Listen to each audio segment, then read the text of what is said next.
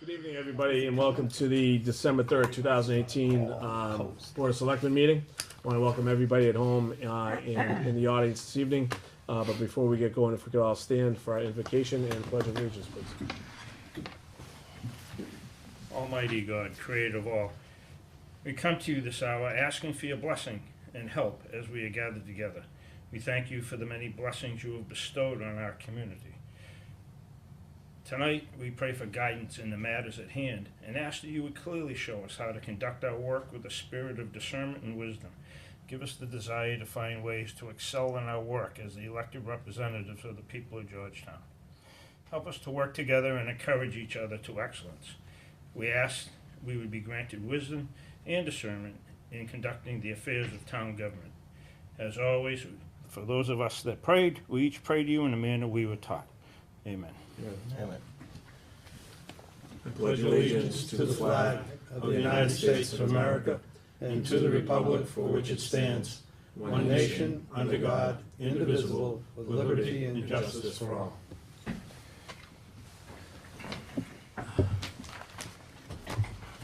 Put this aside.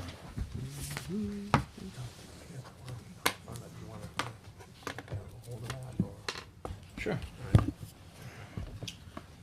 All right, so thanks again for everybody who has joined in the audience tonight. We'll try to clear the room as soon as we can. So first on the agenda here, we have folks at Cultivana. If you guys can come up. And we have a community host agreement discussion.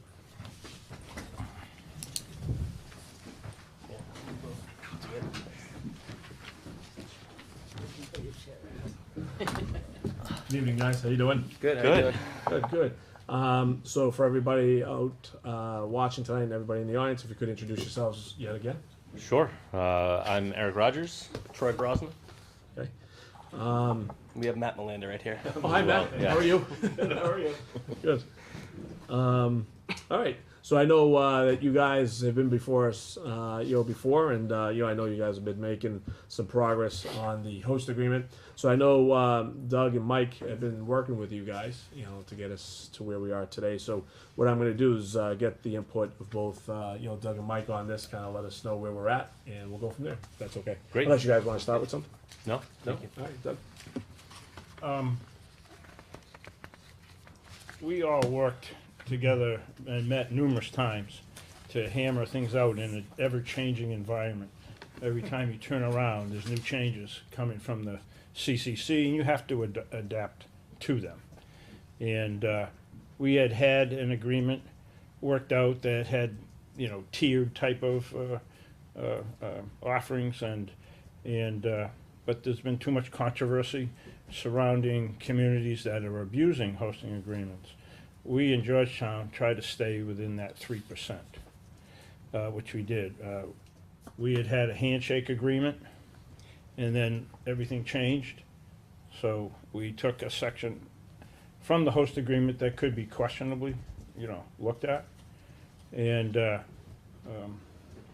that was a tiered type of thing towards it, because they were willing to help out for, call it charitable reasons, for example, we've already purchased through Georgetown Cares Coalition, we've already purchased a curriculum for the high school, a K through 12 curriculum for substance use and misuse, vape detectors in some of the bathrooms in the schools, and we had been looking at some speakers and all this. Well, that all changed.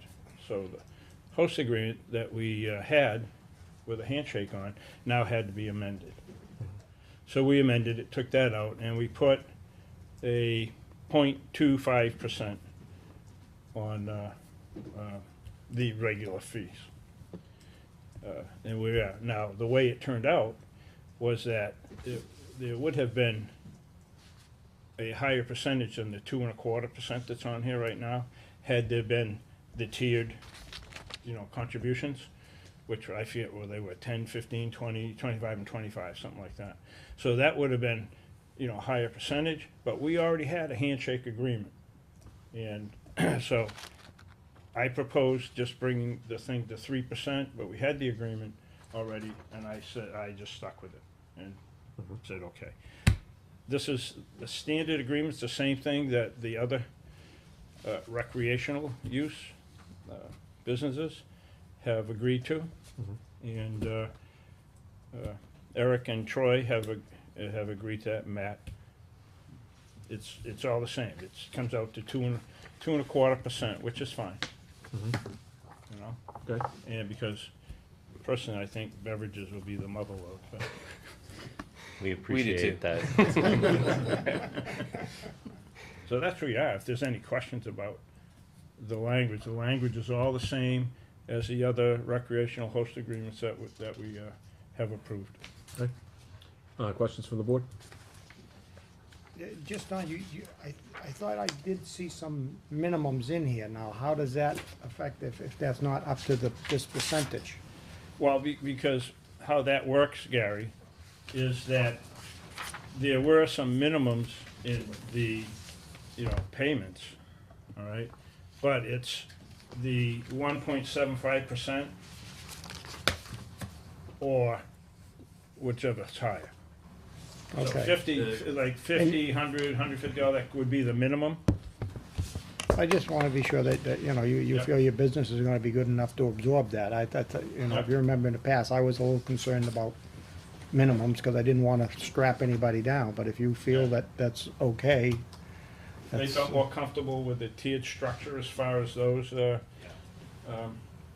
hosting agreement fees than they did with just a straight percentage. But, the way I tried to work numbers, they pretty much work out. from what your expectations Yeah. are. Okay. Yeah, and we shared some of that with Doug and Mike as well to help guide the conversation. Okay. Other questions from the board? Just a question on the location. So it's 68 Tenning Street, correct? It's a little confusing with Google Maps that Google says it's on the southbound side of 95.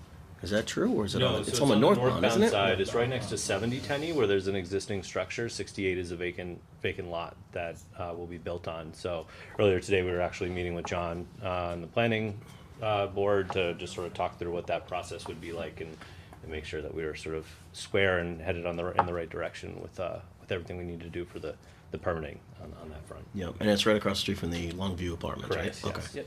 Okay, the map's just wrong Yeah. with the Yeah, it was addresses. definitely a little silly. Yeah, When I I'm looked like- at it on Google Maps. I'm like, I know that area. I don't know where that would be. I don't understand where they would fit that, but Is there a building there presently?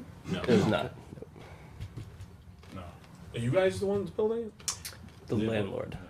I'm sorry? The landlord will be building it, and then he's just basically going to put the structure up. We're going to bring our teams in and have it outfitted the way it needs to be to CCC regulations. So he'll give you a shell and you guys will do the build out. Yep, Yeah. exactly. Correct. Has he given you an idea when he's putting the shell up?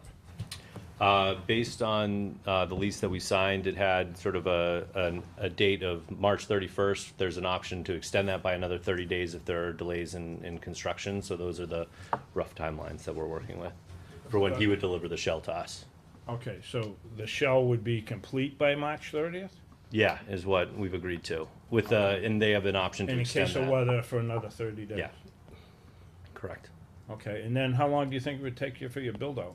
I think our build out will be in the 8-week range, like 8 to 10 weeks. It'll take us. I mean, we don't have a lot to do. It's really a lot of security, HVAC, and mostly it's an open floor plan overall. So there's not a lot of finished work. It's more some of the details that we'll working with the landlord in terms of putting drainage into the foundation, things that we just don't have to go back and do. That would take more time, sort of in that finish out phase. So you on the long side, you'd be looking at Q1 of fiscal 20, which would be July. Yeah, in the long side, I would say that June, July time frame.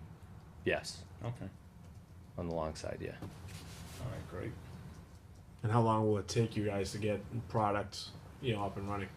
So the timeline that we've been working through for our application with the CCC is we have from awarding of the provisional, it's around 120 days that we're looking to get operational within that subsequent 120 days overall. So the majority of our lead times, longer than even some of the construction, is the equipment. So we've been purchasing and getting that ready, because those have 14, 16, 18-week lead times in some cases. So that we're sort of coordinating behind the scenes so that when everything's ready, it becomes sort of a deliver and setup, since there's not much else we need to do from controlling the environment and making sure that we're just locked door and meeting the security requirements overall. We're not looking to like break the space up into a bunch of different rooms. We don't need a ton of office space, so we're trying to keep it simple as we better understand sort of our needs as things sort of get along and moving. Okay. So, one other question. You are having a public meeting Yes, this, Thursday evening. Yes, at 5 o'clock, yes, the VFW? yes. Did you already have a public meeting No. earlier? No? We That did wasn't not. you? No, Oh, no, you were at one there. we were at Right, one. Yeah, we okay, joined the all Healthy right, Farms yeah. one just to Yeah, see yeah, what okay, all right. how they went, how it was presented, and All just to understand the reception. Okay, so, public meeting, 5 o'clock, Thursday, Yes, what's that, the 6th? the 6th, correct. 6th. The For VFW. any questions? Yeah, okay. Yep. Is that on the town site, Mike? Yes. Yeah, that's what, yeah. Should be. Okay. As long as, people know. Okay. Yeah, and we got the certified list of abutters from the assessor's office downstairs. We sent all the certified mail out last week as well to all the abutters that we needed to notify in writing as well for the meeting. Great. Okay. Further questions on the board? No, I'm all set. No? Okay. Mike, we all set? Yes. Okay. All right, do I hear a motion? Mr. Chair, I make a motion to accept the host community agreement with Cultivana LLC as presented. Second. Okay, we have a motion and a second. Any further discussion on the floor? Okay, if not, all those in favor? Aye. Aye. Aye. Opposed? There you go. Next step. We're very excited. Thank you. Good luck, luck, guys, yeah. Thank you. We're very excited. Congratulations. Appreciate the partnership. Yeah, thanks. We're looking forward to it a lot.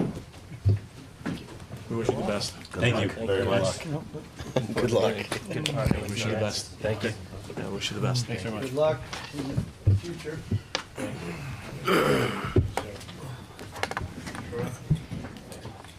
Do you want one of us to sign? Yeah. You guys are gonna sign too. Yep. You Take can't your escape. signed copy with you.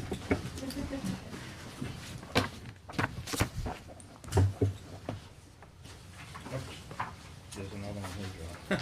Oh, 2 copies.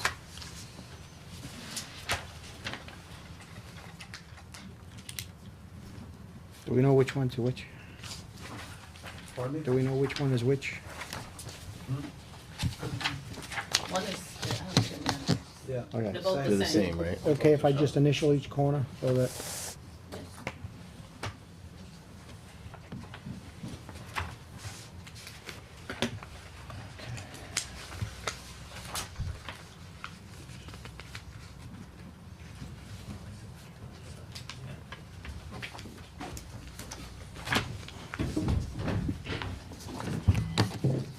then we keep the one that's initialed, okay? Sure.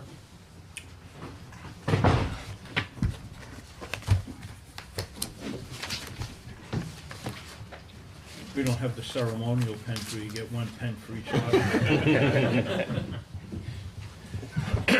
And if we did, they'd be Vicks.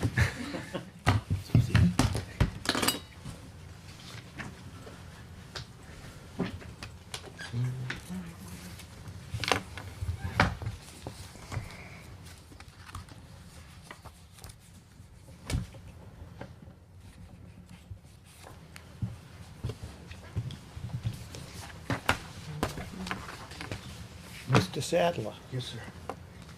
Excuse me for being late. this is the community host agreement. I don't know where you are on it. If you want to pass, I understand. Okay. Yeah, I'll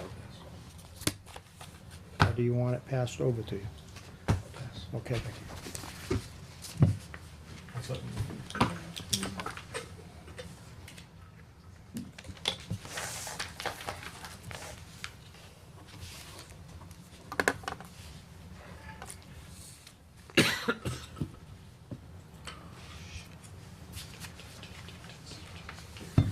Just sign next to it.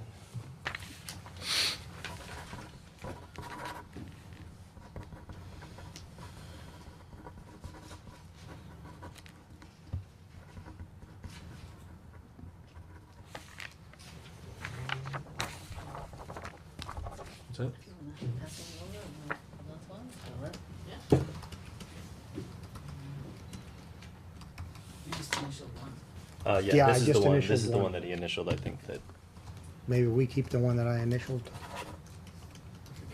I'll switch.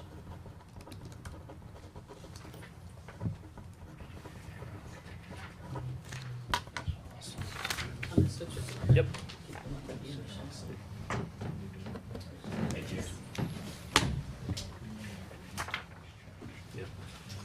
Thanks, gentlemen. Thank you. Thank Have a good you. one, guys. Take care. We'll see you guys. Stay in touch. All right, next is our Parks and Rec discussion. Is the park and rec here?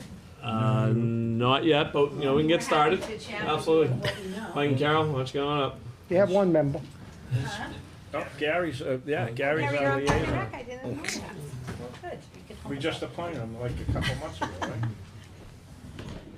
Welcome. Thank you. Thank you for attending. We appreciate it. Absolutely. So, as I mentioned at the last meeting, I did have a meeting,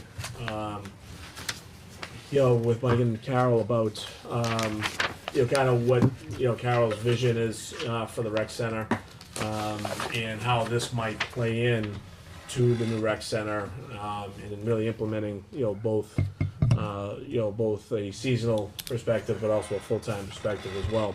So, we're gonna have a discussion hopefully tonight where the board can ask some questions, as I kind of asked my share. But, maybe Carol can lead us, with what your thoughts are on the position and how we can again, implement them together. And then we'll open it up to, questions and open discussion. Okay, sure. So just to make sure everybody sort of has the same context, we're looking to use the Pearly space.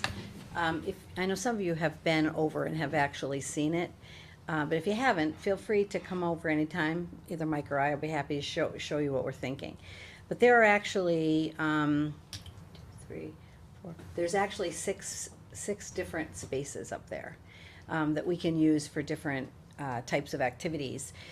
We actually had a group of about 35 kids this summer who came on their own. PTA provided pizza for them. And they had an opportunity to sort of talk about what they'd like to see, what their interest is. And a lot of this was, I mean, for years we've wanted to have something in town for youth. But this was sort of brought up, kind of to a head when we did our youth risk behavior survey last year. And one of the strong points that was made by the kids is they don't feel really supported by the community because there's not a place for them to sort of call their own or a place to be. And of course, there's not a lot of space available in town, so I began to think about the Pearly space. Originally, we thought we would use that space more. We had the Pearly Library up there, we had our computer guys up there for a while, we had the SRO's office up there for a while, we have our computer, our curriculum director up there, and then we do use the space, and the fire and police have actually used the space, the middle space, which is a fairly big space for training.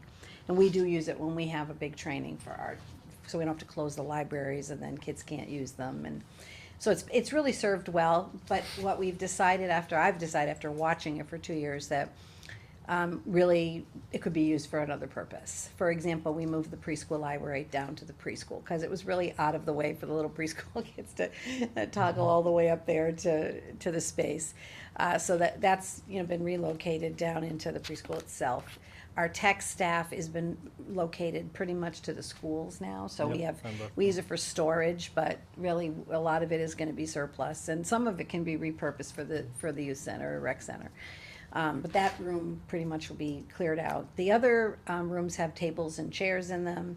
The library, the lunchroom, which has got a refrigerator and a sink and all of that, that could be used for the snack area, which was like hugely important to the kids. There has to be food. And so we will look at those spaces, probably the game room, have, an area where they can sit with big screen TV. We'll probably take the carpet up off of one of the floors, and our guys will put down tile for like an art or creative space where it's okay to get messy. But the kids would help us design that. But, so it offers a place for young people, to have a safe place, make healthy choices. It does respond to the data.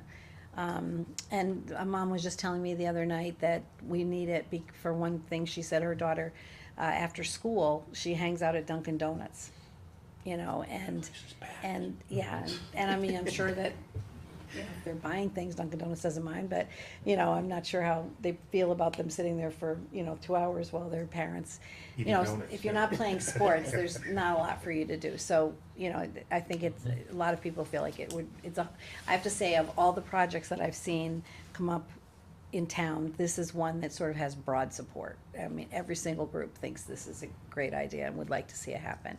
It's a central location, which is also an advantage. It's not far from the park. It's not far from the turf field. It's obviously close to the library, close to the middle high school itself. So, you know, for a lot of reasons, and it's close to the senior center. When we did the summer session, Colleen actually came and sat and talked with the kids and listened to the kids. And we're already doing some nice things with the preschool students, but it would be nice to be able to figure out some ways that, you know, some of the young people can interface with the seniors. And the fact that they're sort of in the same space, not necessarily at the same time, but, you know, it is kind of we think a nice advantage. There's access to the gym, there's access, as I said, to the fields. And the town already owns the building, so it's not a question of, you know, having to pay any kind of rent or any of that. So for all those reasons, that space has a lot to offer. What do we have currently, or can we get really pretty quickly with no cost, pretty much low cost? So obviously we have the space. We have had a lot of success when we put out a Sign Up Genius and say to people in the community, this is what we're looking for. So when we, you know, if we need couches, or if we need foosball games, or I'm sure there are people who would love to clean out their basement and, you know, and donate some things to the space. We probably would have a maker space kind of place there, and we did all of our maker spaces with the kind donations of PTA, GEF, individual parents. We also have a membership to some place in Beverly or something where you go and you fill up your truck and you get whatever you need. And so I'm not worried about the setup of the space. I feel like we could do that with next to no money. And we'll have plenty of people who will help us set up the space. You know, our maintenance staff will be instrumental. We'll engage students and parents. So what do we need? So to tell you the truth, what we need is staff. We gotta have, if we're gonna have it open, and it's yet to be determined what the hours will be. If you listen to the kids, they want it open from 2:30 to 7 every night. They want it open on Fridays till 10. They want it open on Saturdays and Sundays from 10 to 5, and then they want open vacation. Now, the likelihood of us, you know, jumping in, getting a rec center together and doing that immediately, but it's kind of like the senior center, right? You know, the enrollment or the participation increased dramatically when there was an actual space, as opposed to sort of how it gets divided up all over the place. So I kind of subscribe to if you build it, they will come. If it's the right initiative, then, you know, we shouldn't have problems getting kids to come. And one of the nice things about the meeting we had is it was all kinds of kids from 7th grade to basically 11th grade. You know, some athletes, some not athletes, you know, kids with a lot of different kinds of interests. And we'd like to, whoever we use for staff, we'd like to have a teen council, you know, that kind of works. And it won't be, nobody will be excluded. It'll be like a designated time, and anybody who wants to come and be part of the decision-making process in this, we will welcome you. But we'd like to set up that kind of a structure. But central to all of that, we have to have somebody who can sort of spearhead that, lead it.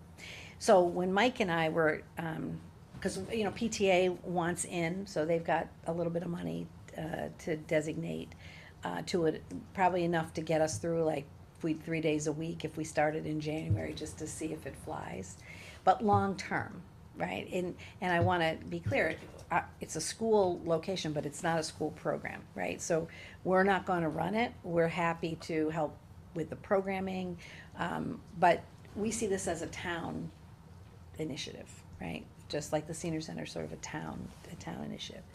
I will, as I always have, will do anything that the town needs in terms of help and support for it, but I don't see it as the schools running it, unless you see that differently, but I don't see the schools, doing that exclusively.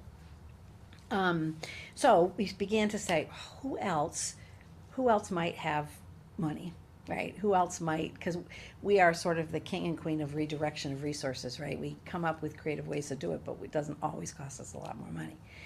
And so we started to think about, we convened a group, and the group had PTA reps. We brought GAA into the discussion, Park and Rec clearly into the discussion, because in most towns, what GAA does is part of what Park and Rec does, right? So Park and Rec, sort of, what is Park and Rec's sort of niche, right? So we thought, well, the Park and Rec has some programs they run, but they don't have a home. We might have a home, but we don't have somebody to run the programs. So is there a partnership there that, you know, could at least be begun? And that's why we started talking about it. And so that little group has been, you know, met a couple of times, but it's hard to continue meeting till we kind of know what we can do. I have personally, with Erin Duggan from PTA, met with Newburyport, because they have an actual teen center that runs out of the old Brown School. They're bigger than we are, but, you know, you can learn from different groups. And so what they have is, you know, they have a full-time staff person, but then they have a couple little part-time people that, because you want, the staff person doesn't have to be there 24/7 in the center. You need that person to do, you know, the big picture stuff, you know, all the paperwork, all of the organizing of programs, all of the outreach. But the actual center, when kids are there for supervision purposes, you really, you know, you can pay people an hourly rate. Or we could use some of our high school kids for community service hours on the middle school hours, because they talked about wanting high school hours and middle school hours, kind of, that it wasn't a whole lot of support other than for a few kind of special activities to do them there at the same time. So we started to think, so we met with Jim Demento and John Dunleavy, and just, you know, threw some ideas around. I know Jim, did Jim give you the job descriptions from the town? So I did look at them, and pretty much, we also said, well, if the youth or rec center is the youth, then, you know, we know you have other recreational needs within the town. You've got the rail trail coming online, you've got the park, you know, issues. And so I think we're at the point where we're happy to jump into the conversation. If you decide, I know at one point Joe was talking about, like, just do something in the summer. If you were gonna focus on the park, you certainly could do that. If you wanted to create a rec department, a park and rec department, then we would argue that maybe the teen center or the rec center becomes part of that person's responsibility. And then we looked at the budget with Jim, the budget for the town budget. And last year, according to this paperwork here, where is it? This is it right here, right? No, this one right here. Park and Rec 68, personnel services was 27,258, and purchase of services was 40. So it was a total of about a little more than $68,000. So the question we had for Jim was, you know, what of that $68,000 could be redirected to a different kind of a job description? And that's really kind of as far as we got in our conversation with them. But I guess it would depend on what your hopes were for the position as well. Like, what do you see as the unmet needs in town? And then, you know, what could we basically do for $68,000? I think he said a little bit of that money is committed because, Yeah, they have a What was it? custodian Yeah, who does the bathrooms, and yeah. somebody opens the park right, every day. yeah, there's, somebody that is committed to doing those things. And he's got a guy who's been doing programs for a number of years, which we could decide, you know, if that money needs to be redirected, or we just bring him into the project. you know, but I feel like there does need to be a broader conversation with Park and Rec about, you know, so we started the conversation because actually Mike said he had heard you guys talking about it on a Board of Selectmen meeting. So I said, oh, I'll go watch that. So I, you know, dialed into it, and it sounded like there was discussion that you wanted to pursue in terms of what are the needs. Is there a way to do more than one thing with Park and Rec? And then if so, is there a way to embed, you know, some of the rec center concept, you know, into it? Sure. And, Well, thank you. And redirect the money that you already have, and then we'd have to see what kind of new money. You know, I don't know if I mean, I look at a rec center in town as prevention.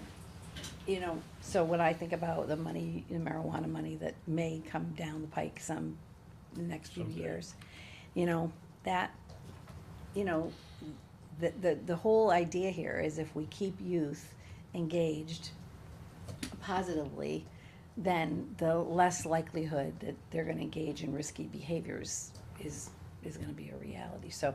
Right. I don't know. Okay. Well, thank you for bringing us up to speed on that. Who had? Right. Go ahead, Gary. Yeah, my question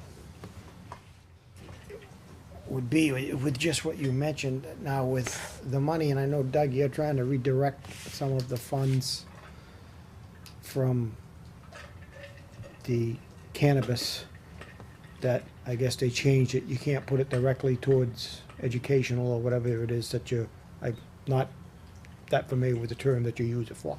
But does anybody see some of that being able to use for a salary? I mean, can we perhaps justify some of that for salary if it's, Well, that's the if there's some education in that in there?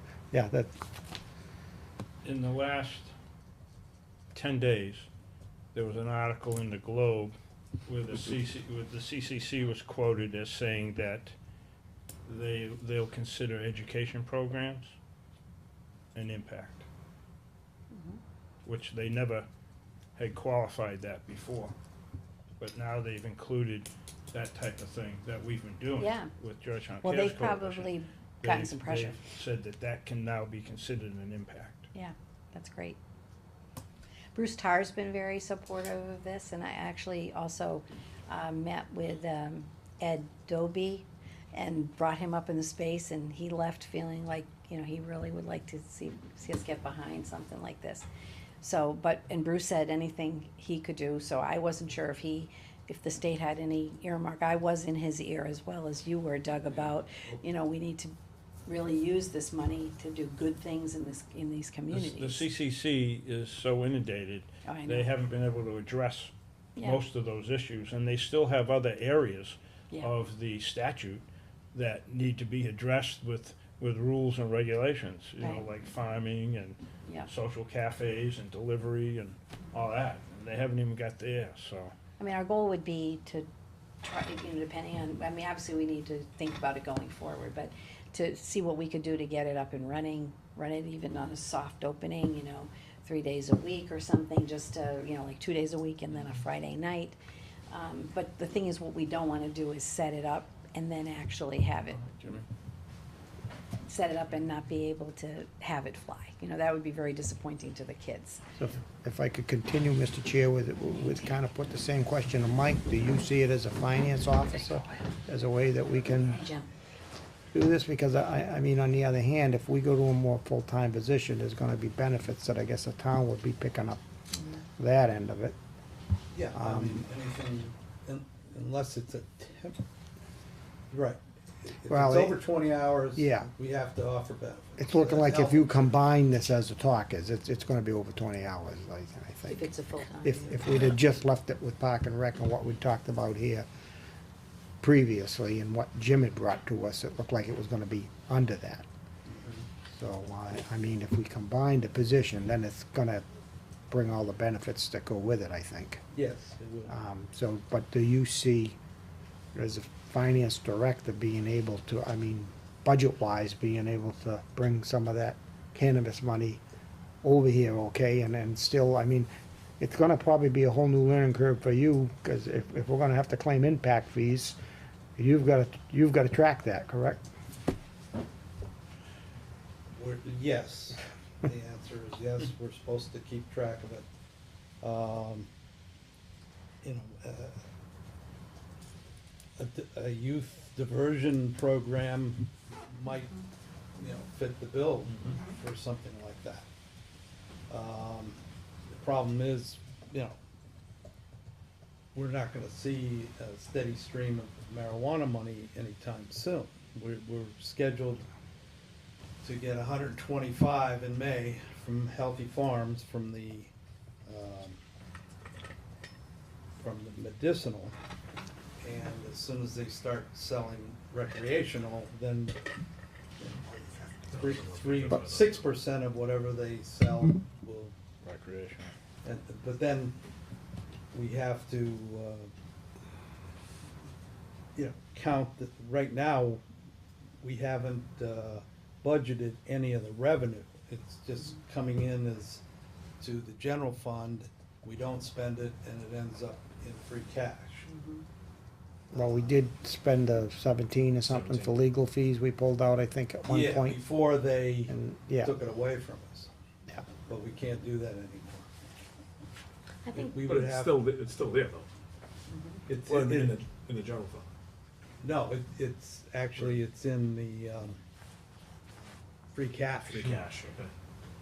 Okay. But in this coming budget, we could put a new revenue line in. right, Can that go in a revolving fund? No, no. Okay. no, the DOR has finally, and they've come down and said it's general fund money, period. But you have about $40,000, I think, in our conversation with Jim, of the 68, given what he's committed to for the custodial function, Right. right? So you might have 40 of whatever we're looking for in the budget, in Park and Rec. That's 40 that can just be utilized right away? Well, Yeah, That's not, how's it being utilized now? it's salary that's, it's not being utilized, a portion of it is not, it goes back every year to the. Yeah, they usually give, They don't spend it all. yeah. The 40,000 is in, Salary. no, it's 20, I'll just show you what I've got Yeah, I thought here. that higher 20 number was in purchase 27. of goods, I thought, Yeah. yeah. The higher number. purchase of services 40-something. Yep, so it's, yep, purchase 40,780. But what, purchase of service, what is that, Jim? That's, I think, people to help us do work. That's for the field maintenance and Electric, water. Yeah. yeah, water. Probably spent $14,000 stuff on like water that. this summer watering fields. It's basically park maintenance, park and field maintenance. And they actually took an additional 5,000 or 6,000 because they don't spend all their personnel money. Yeah, And that went over into purchase of services at the Right. end of the year. so when Jim budgets though for this year, he can determine which of those, he can make adjustments to those lines, could he not? Yeah. Yeah. Depends on You what just have their to make sure you can maintenance maintain the needs. fields, right, Yeah. that's what you're saying. If they didn't have to water West Street anymore, there'd be lots of Well, money. I know, we've been talking about shared maintenance, I mean, at some point, I am hopeful that that might be something, because again, depending, like that HVAC person / maintenance could pick up some of the fields maintenance, which would make, it's just But like, that, it's mostly materials, loam, Yeah. water. that- currently though, Yeah. but it wouldn't necessarily have to be, I'm just, Yeah, that part won't go away. Yeah, But it's, like I said, it's the water in West Street is a huge expense. It's can run anywhere from 10 to 14,000. Mhm. We take the water from the wells, we purify it, bring it all the way up to top of Andover Hill, turn around, bring it back right where we purify it, and we use it. and the goal Which, eventually we is don't to need get off purify of it, West We don't need to Street, I pump think. it, but that's the way it works because we're a good cash cow for the water department. But isn't the plan to get off of West Street at some point? Well, I mean, Wasn't that it the is, thought? it is and it isn't. I mean, Is. it's, point. it's That's doing, what I it's thought. I doing thought a they- good portion of the work. I mean, there's talk, but, if we do some of the things we're talking about in the future, yes, possibly. Yeah. Yeah. So we're saying a portion of that 40,000 we might be able to put into this position, not. Yes. I should have actually consulted with Dave Showers on, he does a lot of the budgeting. He would know the exact, you know, he would know how much would be left over in each account probably year to year, you know. Okay. If we were to streamline to a, you know, first year to, you know, take out as much as we can and see how we do type of thing, you know what I'm saying? Bring it down to what we could survive off of. Wouldn't you wanna leave some if you're gonna hire some part-time people? Right, so that's why I think the question is, Yeah. what are we actually looking for, right, in terms of amount of money? Well, just when you mentioned Dave, though, I mean, that's some of what Dave just said that he's planning on giving up, correct? Yes. So he's my talking question about would it. be, if But he still does that, He's been doing it for 4 years, so he does have 4 years of back knowledge about how the budget was set up and changed. but the thing going forward is, will the board perhaps need to Yeah, make well- that administrative if Yes. we don't have board members that feel up to handling it? See, so that could, That could be. part that of the right job. there could make more administrative work that's gonna have to come out of their budget, that's not, I mean, it could be part of this person's job, that's what or you're it might be, right. or it Yeah. might, that person might not be quite qualified to do the budget, I don't know, I'm just, you Yeah. know. Yeah, if you had a park and rec director, my understanding is they would be for park and rec board like I am for the school committee, right? So I don't make all the policy decisions, right? I don't oversee it, but the school committee's not doing day-to-day work in the schools, right? That's what they hire me for. So the thought would be if you had like You've right got a now- lot of people. But- Park yeah, and Rec but- may but only have right one now- person to right try to now, do Jim- multiple. But right now, like Jim's trying to do it with a full-time job outside, and it's not really, I don't know if it's a realistic expectation. You know, and an admin person, even part-time, would probably be able to move some of the agenda that you guys are trying to move easier than Jim, who's trying to squeeze it, or I heard park and rec people go out and mow the lawns. I mean, that's nice that board members do that, but should that be a reasonable expectation? So that's what we were thinking, if it was a position, there would be some of that would fall, or some of it would have to be contracted out, you know. But that person would oversee that and make sure the work all gets done. Done. I think the idea of a youth center, or youth rec center, or whatever you wanna call it, I know. is good. We tried to do that several years ago. I heard that, in a And, church or something, right? Hmm? In the church? The No. church was in the 70s. That Oh, was- well, what part were you thinking of, Doug? I don't know, what was that, late 80s, early 90s, Yeah, I something wasn't, like that, I Jim was forget. telling me that there used to But be, Rick, Church would have been Rick- in the seventies, if you're Rick- talking right next to church. Pearlie, Yes. right? Rick Gardella, Yeah. Rick Gardella Rick, was right. kind of the guy. Yes, he still is kind of the And guy. he's still involved somewhat. Yeah. yeah, So anyhow, what I would like to see is a full-scale written plan that outlines the needs, the wants and the desires, right, with prioritized. What the costs are, the number of staff that you think would be necessary, and a time period, because you maybe do these things in phases, That's right, you know? we agree with you. Because it could be a whole entity on its own, okay? Because it looks like we're talking about a full-time person and a couple of part-time people. Hourly, probably, Yeah, right. when the center's open, not, No, Yeah. right. Right. But Won't then be open again, we during have the day. Park and Rec, right, so the Right. duties of Park and Rec also. so. right. So that's what we were trying to figure out, Right. is there a way to merge, like, the Right. rec department? So I'd like to see, and I'd like to see if there's a breakdown for, well, if they're using the top floor, what's the breakdown on utilities and different things on that? We really need to see that, so we have a good plan. Yeah, I'm not sure. Well, no, that's I mean- something that needs to be I mean, worked the out. utilities, Pearlie's used all the time, it's just the lights on the. Well, is it something that the school department would absorb? We don't pay for utilities, Doug. That's all done through the Oh. school, through town.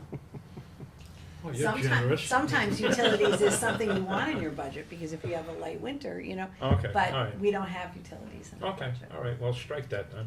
We Okay. heat it all year round. I mean, when it's cold. Well, it's cold. That, we heat yeah, it all. didn't that come when we did that, energy ESCO. saving plan? Yeah. I'm not sure it's gonna be a huge amount, but we can see if there's any estimate we can make on that. And when we talked to Joe, we said, you know, this is premature to come and really, you know, talk about this, because we really haven't had an opportunity to really Right. fully flesh it out, but Mhm. we thought it was important to meet with, Jim and, John. We also have before this Juliet meeting. that's scheduling all the And Juliet. right. GA events, and she could probably, we could probably roll some of her position and get the GA to send a small monthly fee to have all their games organized and scheduled, and she's been doing that from home for the last couple of years as a courtesy, only because, you know, Right. so there's another place we Yeah, could so we, potentially. I mean, we that's could, we'll work pull that- everybody together that cares Well, about this. and- it would not prevent, you have like Friends of the COA, or Friends of Rock Pond, or Friends of, Yeah, so you could have public donations yeah. for that, and then Friends of would dole it out. So that's another way to do that, so it's an entire community endeavor, you know? Yeah, we see it as a community endeavor. The question is whether or not it was to fund our rec center, or whether it was to Well, do that's what something that more. written plan will, Right. and then it will morph into whatever the final thing Well, is. that's, I think, the question that I think we need to just flesh out a little bit more. Because part of what we were talking about is, and I thought that some of what you were gathering here from job descriptions is, if you had a Parks and Rec director, right? So the Park and Rec director, one of the things they would oversee is the rec center. But they may do all the things with the park and, you know, all of the other things that you would see. And then there might be a couple of staff members who work just the team at the rec center. Do you know what I mean? They'd be hourly. But this, how big do you want the scope to be? Cause we can design something just for the rec center, but that doesn't really help you with a redesign of Park and Rec if that's part of your interest. Well, so that, this is a multifaceted endeavor here. But do we start big and then work Absolutely. small, or start small and work big? Go for the That- moon, shoot for the moon and for come the back. moon, So we start big and go down. Actually, I think Steve was next. I'm also next. Oh, okay. Mike? One thing that I've noticed that's a lot different is Park and Rec, correct me if I'm wrong, they don't charge user fees.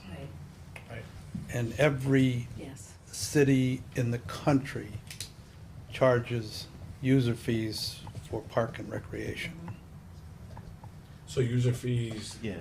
like what? The GA has a soccer game. There's no user fees for the GA to use that soccer field at that time. They take a certain amount of money, I believe, that goes into the fund for the synthetic turf. Mhm. So Yeah, money is that's put right. aside to refurbish the school synthetic turf.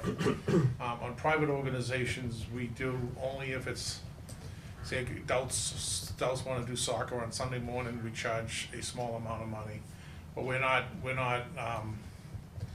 never been exorbitant about charging, you know, demanding fees for everything. I don't think the pickleball has a fee associated with that. Mush ball. Mush ball. But then they Charge donate- $10 a head to They play in the donate league. $800. Well, I was gonna say, they donate money. They donate $100 at the end of the year, so that's, Wow. you know, that's- you could do, you know, so, But I you mean- need, you need somebody to collect the fee, you know what I mean, that's just part of it. well, the other side is, I mean, it would be, if we had, like I said, if we had a pickleball courts and we could, I know my friend just built some in Arizona, Prescott, Arizona. They have like 20 courts and they charge because they're brand new and they're upkept, but you're putting people on a tennis court to play pickleball and they've always complained about the surface getting wet or this and that. So we don't really maintain it, they maintain it, they brush it off, they power wash it for us because it was getting slippery.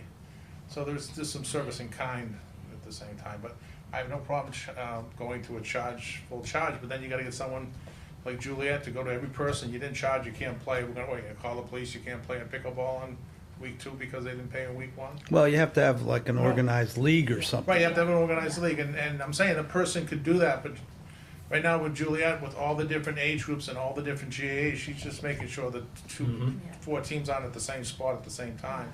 Especially when the, Pembroke was changing and these fields are changing constantly, but, yeah, no, with the person, hiring a person, that could be that could be a funding source. No Well, doubt. I've also proposed, a parking fee down Yep. at, in the summer for the beach. Yeah. So that'll add to, revenue that could be thrown at least during, summer months that, And, can and go to Newburyport everyone. does have a fee structure for their youth center. They, $100 a year, you can come for any amount of time you want, but everybody that, has, and I think they do have a little drop-in fee. And then if you go on a field trip, they charge you, for the field trip. But that's how they structure it. It's like $100 a year, and that lets you come all the time. Jeremy? I can see the user fees, Mike, but on one hand, most of what we're talking about, I know we've got some issues at American Legion Park with, but most of what we're talking about, I think, is town people, other than some of the leagues where people from out of town come in.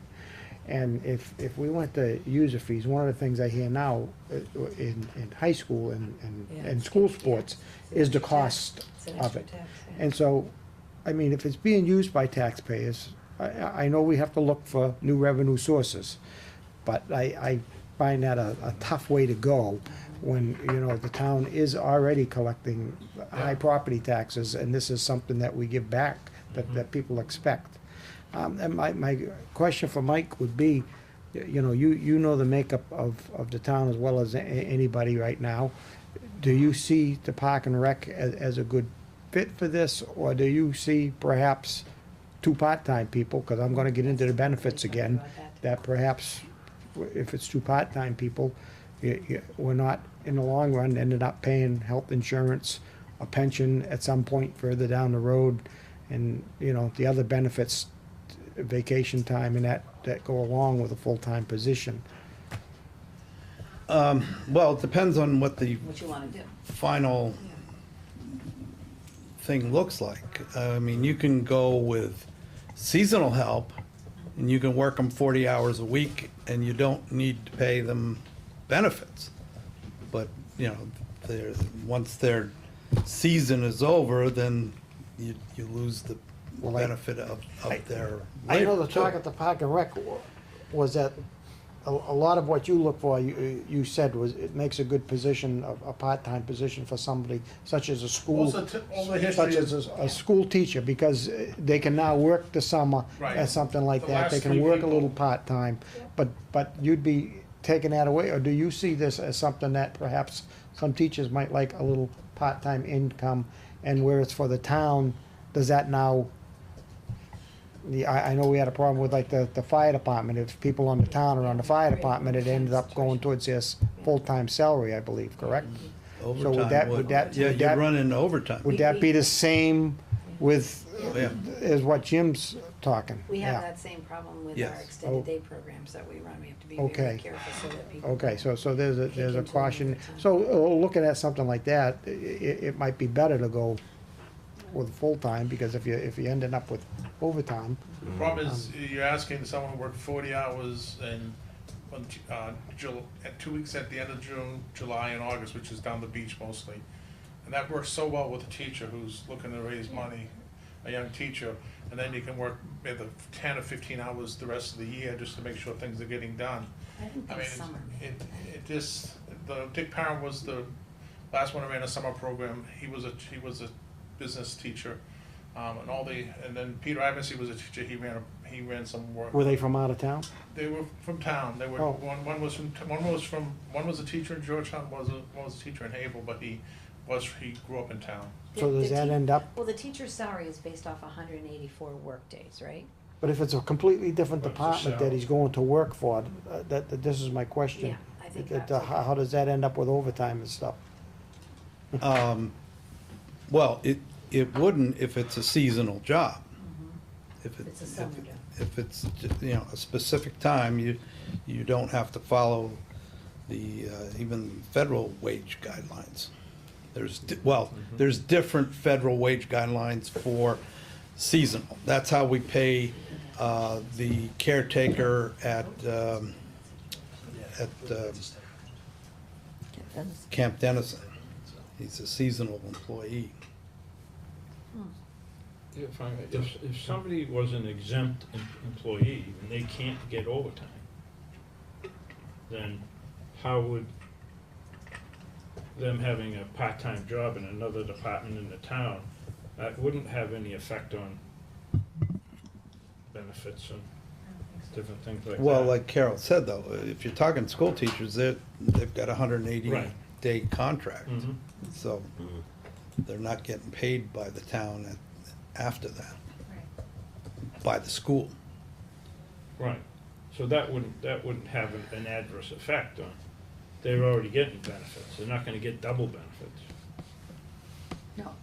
if they're working part-time. But that's the park and rec position. You need this position. That's what I was You, talking about. you need it during the week now. For the. See, that's what I'm yeah. saying. See, Yeah, yeah, park and no. rec, it could You're work, it could work for them as the Summer, part-time. yeah. It can't work part-time so well for you. It could if it were, people who were gonna, like Mike said, do part-time work, Somebody hourly might, seasonally hourly. but not the right? director position. The I don't think. director. No, the Probably. director, you're Yeah. gonna have a full-time employee. Yeah. And you want somebody, it'd be an interesting Yeah, I skill mean, it's set. gonna be a job of responsibility that's seasonal. You want someone who's been Cory checked like a teacher. You don't wanna get a carnival worker or, you know, to come in here. I mean, you need someone with some qualifications with kids, you know? So, So, Jim, what is your opinion of this I whole think thing it's, as I the think current it's, park and rec director? I think this town is, it's due, it's worth a try, because I think there's a lot of kids that go home and get on the video games from 2 to 7, and they don't socialize with each other, where they could be sitting, even if they're on video games, up in the teen center socializing. We can control. My 2 kids never socialized with anybody. They came home, we were both working parents, and they closed the door, locked the door, and stayed in the house, and I think there's kids all over this community that aren't really, not so much the summer, but the school year, they go to the library maybe.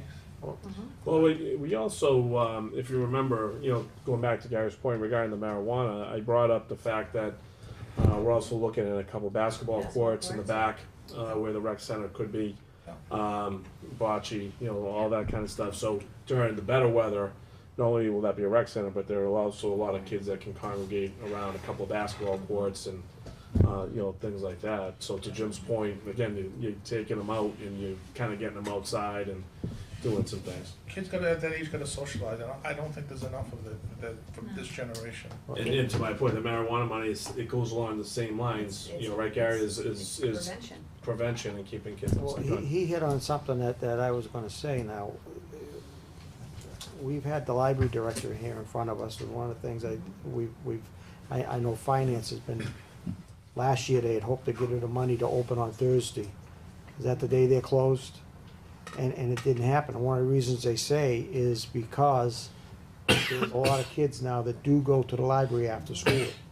So I'm just floating the idea out that the library could also be perhaps a match if we find that Park and Rec isn't. I don't know. What is that? That wouldn't fall under the duties of a librarian. Match. What do you mean a match?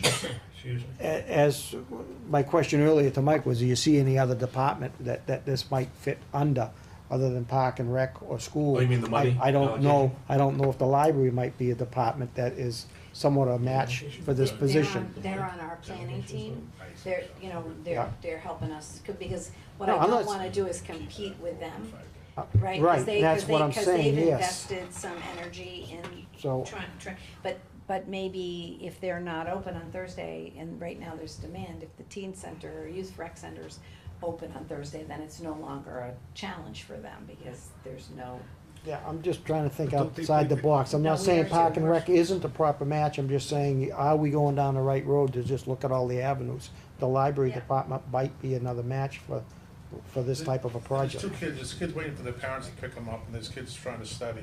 So Yeah. having both locations close, the library now has the option, look, if you're not gonna study, go over to the teen center, leave us Right. alone. Because it's not a dumping ground, because it's a great resource that the kids can go there, and whether the parents are gonna come by at 5:30 and pick them up. On Thursday, I know some of the kids, they go to the pizza shop and they sit in the table and they wait for 2 hours. No, it'd be nice to have the kids Yeah. have the surety that the parents know when the kids are at a location they feel comfortable with. Well, I do know finance has been, every year they talk, they hope that the budget can support Yeah. more for that Thursday, but it doesn't seem, didn't happen last year, I don't think, right? No, It was because close. They but- didn't ask for it. That was, last year was the one year we probably could have done it. And they said no. Yeah, I think I remember something That's else the way also that- came up, you know.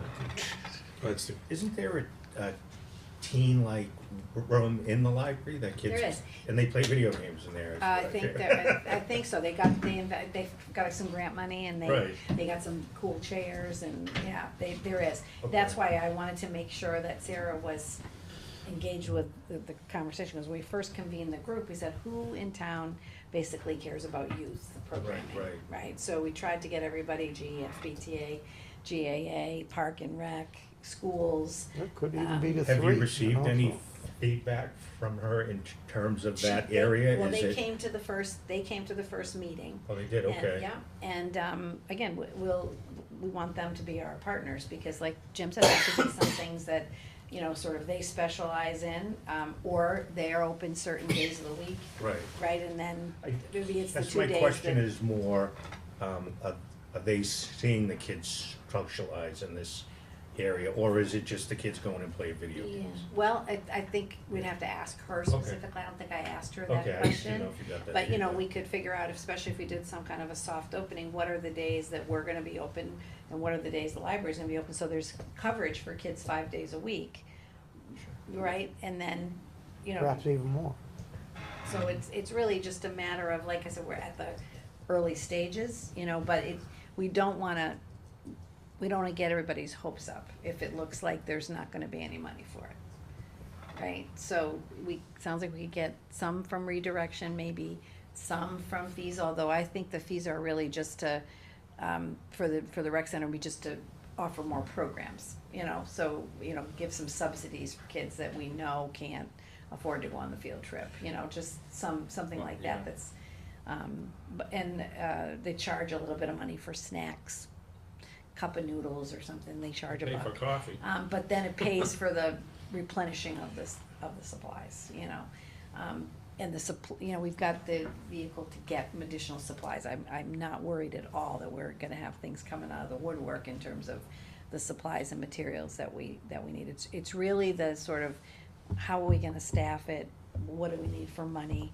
And what's sort of the steady stream that we can count on, right? So Newburyport told me when I met with her, she said, you know, all in, they call it a youth coordinator, youth director. Youth coordinator, I think she called it. She said it 40 max for the full time, for the year. And then she had a couple of part-time, you know, minimum wage kind of But- people that work The periodically. best thing you can do though is, I got a 27 and 25-year-old, they've already graduated from college, but I asked them what the high school days were, and I know some of you guys don't have kids, but find a kid and ask them, because Yeah. they'll tell you the same, you hear the same thing from the same kids. My kids had a great time at school, they said their high school was harder than their college. But they That's said what their people tell me, socializing too. skills, there wasn't a lot of socializing skills, and they didn't really form a lot of friends in Georgetown as much as they should have. But just ask your kid, I mean, if you have kids in the neighborhood, they'll tell you, that's the one thing about Georgetown, it's a little bit of a working community, and we try to do things where the kids go to Canopy Lake and they go to the skiing program, but there isn't a ton of it. It's all sports orientated. You know, if you're playing a soccer game, then you go home. You're playing a baseball game, you go home. So it'd be nice, especially for kids who don't do all that stuff either, that are just, you know. Be nice to be able to run some drama. So, Mike, Yes. you've escaped this whole thing. So So far. how would something like this affect your department as the facilities manager? Well, we still maintain the space anyways. I mean, it would be used more, but we would still Do you maintain it. see, so you don't see any I mean, there might be additional cost? a little more garbage, but other than that, I don't. But I was yeah, looking I don't more see any on the additional cost costs. or No. how much time that people have to work. Well, Yeah. the town helps us already with the Senior center- senior center center. custodian. So, you know, we, you know, in the morning, our Yeah. custodian can grab it. Yeah, I don't see it as an extra load to my department at all. That wasn't part of what we were planning to budget. And you guys brought up the basketball courts, I'll just mention it, that we did put in a placeholder for CPC, CPC. Oh, okay. just so, We're gonna check it for out. any support we can get. And we're gonna have to obviously now wait till the spring, but conservation approved it. approved it. So I'm happy to say that that went through, We so. we have approved plans, And we the just light department and highway department will help with the work. help us, you know, as soon as the ground is available to do it, and hopefully next spring we'll have a Have there nice been any project. dedicated funds that are definitely on the table? No, we're still Not yet. waiting Not yet? for Okay. that, we're still waiting for that, Because again, I will say, I would that's like shortly. to see if we can help out, you know, with some of the, Healthy Farms money, as it is related to, you know, keeping kids off the street, giving them something to do. I think it certainly relates to that, so. well, that's a one-time, I'd love that's a to one-time contribute. expense, right, and pretty much, and I think it benefits not only the town's use, but I'm sure there'll be men's basketball groups that wanna use it. Plus, Colleen, we're trying to do a shuffleboard and a bocce bocce, court yeah. as part of it. And a So- picnic area for the and a seniors. picnic area for the seniors. The little one down the park gets used all the time, and it's really good, and so, this is in a different part of town, kids will be able to run over there, shoot for an hour. And See, the Jim, problem with ALP though is that, and I think you'd agree, is that some of the pavement's coming up because the roots of the tree Yeah. had Yeah, gone underneath. Yeah. There's not much you can do unless you pull up the court, so, yeah. I know some people, you know, The you know, I trees have a couple of friends who were reluctant to go over there and do that. Right, the tree got cut down, cause it got diseased, not diseased, but eaten by the bugs. Right. So hopefully that root system won't grow anymore, but there should be some maintenance be done there. and Yeah, then I know. when the park that you've been working on, Jim, comes on board, that's another Right. avenue, right, for Right. some additional. I have started the conversation with Gale Associates to go in for an amended order through the planning board as requested, so that's another subject, but I just wanna bring that up. Yeah, and Carol, by the way, those basketball courts, that wasn't a big, you know, I didn't think it was a big bill. I mean, what were we talking about No, there? 20,000 Around for $20,000, The everything. whole thing? But remember, Peter Durkee's group would, do all the grading, leveling it, and the first load of hardtop, not the finished hardtop, but The packing The material. regrind, the yeah. regrind. yeah, there we go, the regrind. Yeah. I don't know the technical terms. And then, so the final was, you know, we would line the guys would do the lines. So it'd be really the hardtop, the cost of the hardtop. Yeah. Because the lights would be donated by the light department. And our electrician's gonna install them. And all. our electrician, you know, our electrician maintenance person, will do all the install, so, Well. you know, and we're not paying prevailing wage, so. A written plan is what is needed, so that it's all, you can go to one document and look at it all, and then begin whittling down or adding to, or, you know, finding out what's redundant and all this, but a really written plan is what's needed to begin this. Are you asking The us to- idea is there. Like a written plan just for the rec center or to work with the park and rec? Well, I think that it would be both. Alright, I just wanna make sure. Especially if you have some potential Yeah. funds already, you Mhm. know, to redirect, because like I said, Park and Rec doesn't have a home. We might have a home, so, you know, could be a little symbiotic relationship there that. We'll unearth the bunker they can live in. Well, you know, I mean, I think we've done a lot of things in town, all of us together, working together, and gotten some really benefits for the town by our cooperation. No one got killed over the synthetic turf, so that's a good thing. Well, and that's been a huge benefit. I mean, I always say we don't tell our story well enough, but, you know, I mean, when I think about the things we've done with the police department, you know, the things that other districts are spending, just the Alice training alone, you know, when they have to go out and hire, you know, trainers for $5,000 a pop, you know, we do it, our guys do it for free. The things that Fred and his department do around education in the schools and the extra things, it's, I mean, there's a lot of value just in the good working relationships with the groups. And sometimes you can do it more efficiently. Just look at that. I mean, you couldn't put two full-size basketball courts lit and a bocce court and a shuffleboard for $20,000 anywhere.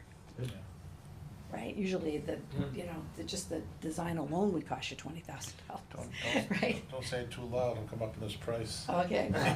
But there's just, I find that there's a lot of things that we do because we have talented people within the town and the good working relationships everybody has. And, I think this is another project that sort of everybody could get behind and we could take a look at it and say, what information, especially since you have got, we've got the facilities like the turf field now. I think there's some discussion about doing some things on the top fields. Yeah. And then you've got the rail trail. I mean, there's a lot of good things going on in Georgetown. Next 5 years, hopefully things will really start to sprout. I mean, And people like to wanna live here. It's a lovely community and it has a lot to offer. Well, people will volunteer because there's been a number of volunteers the two times that the park equipment Yep, was put in the playground equipment the first time. yep, And then the second time, there were a lot of people, a little less the second time around, but still, there were people that Yeah. volunteered their time Yeah. to come out and dig holes right. and. Well, and a good example of the partnership is, when we weren't needing the playground equipment out behind yeah. Pearlie, they needed it at East Main Street. So we said, sure, school committee declared it surplus, made it available per policy, and now it's, it's got a new home and a new interest. So, I think, I have hope that We some, need this some could be a younger good blood. thing. We need some, I think the people, they think that they're committed. I've had people join the Park and Rec for 6 months and then I've had some move on to the Conservation Commission. I mean, it's not a commitment that's burnt in stone. I mean, people wanna check it out. I think they're worried about just coming into a couple meetings and, oh, what happens if I don't like it? I'm on the hook. A lot of people have, moved to different committees and found that they like the other committees more, and that's Yeah, fine. that's fine. It's just doing service. You meet people in town. It's a taste and see. There's a lot of people on Facebook that I wish would join some of these groups. They seem to have a lot to say, so. Are there any more questions? That from part the of board? that. No. All right, well, everybody, thank you so Well, much for your we'll time. We keep appreciate you working, attending. we'll keep Thank working you. on it. Thank you. Good night, all. Good night. All right, Chief, why don't you come on up?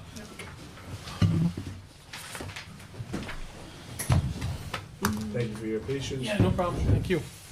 Last one in addition to the Mike, why don't you take this one up? Yeah, I was gonna bring this up under the town administrator's report. Chief just received this from the manufacturer of the fire truck. You got it Wednesday, I got it Thursday, and Yep. you're getting it now.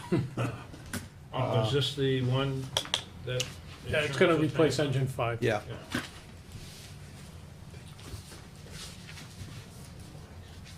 This is actually the purchase contract. There's a, You need this, Mike, it's a state bid. Let's- oh, yeah, this is, I'm glad you pointed that out, Steve. All the apparatus that they looked at, all the companies were on the state bid list, so we don't have to do a formal bidding process. The state has already done that for us. What it really boils down to is how they customize the truck. And Chief has had a team working on the design, what they need, what they want.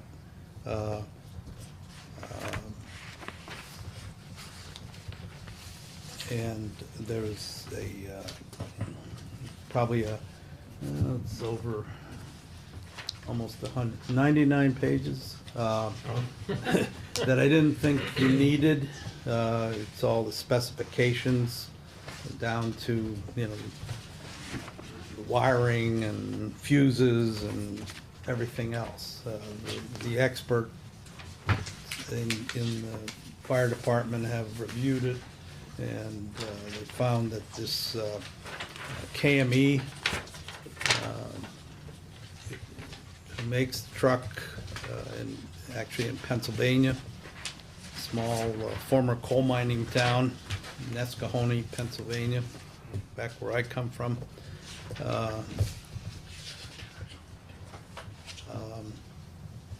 But I'll let the chief talk about it. Chief, before we do that, I just wanted to wait till you were done. Sure. Is it 555 or 540? The number on the cover says 555. 500, the truck is $555,000, $555,543. Okay. If we prepay the $555,000, what that total is, they'll take 10 grand off. Off.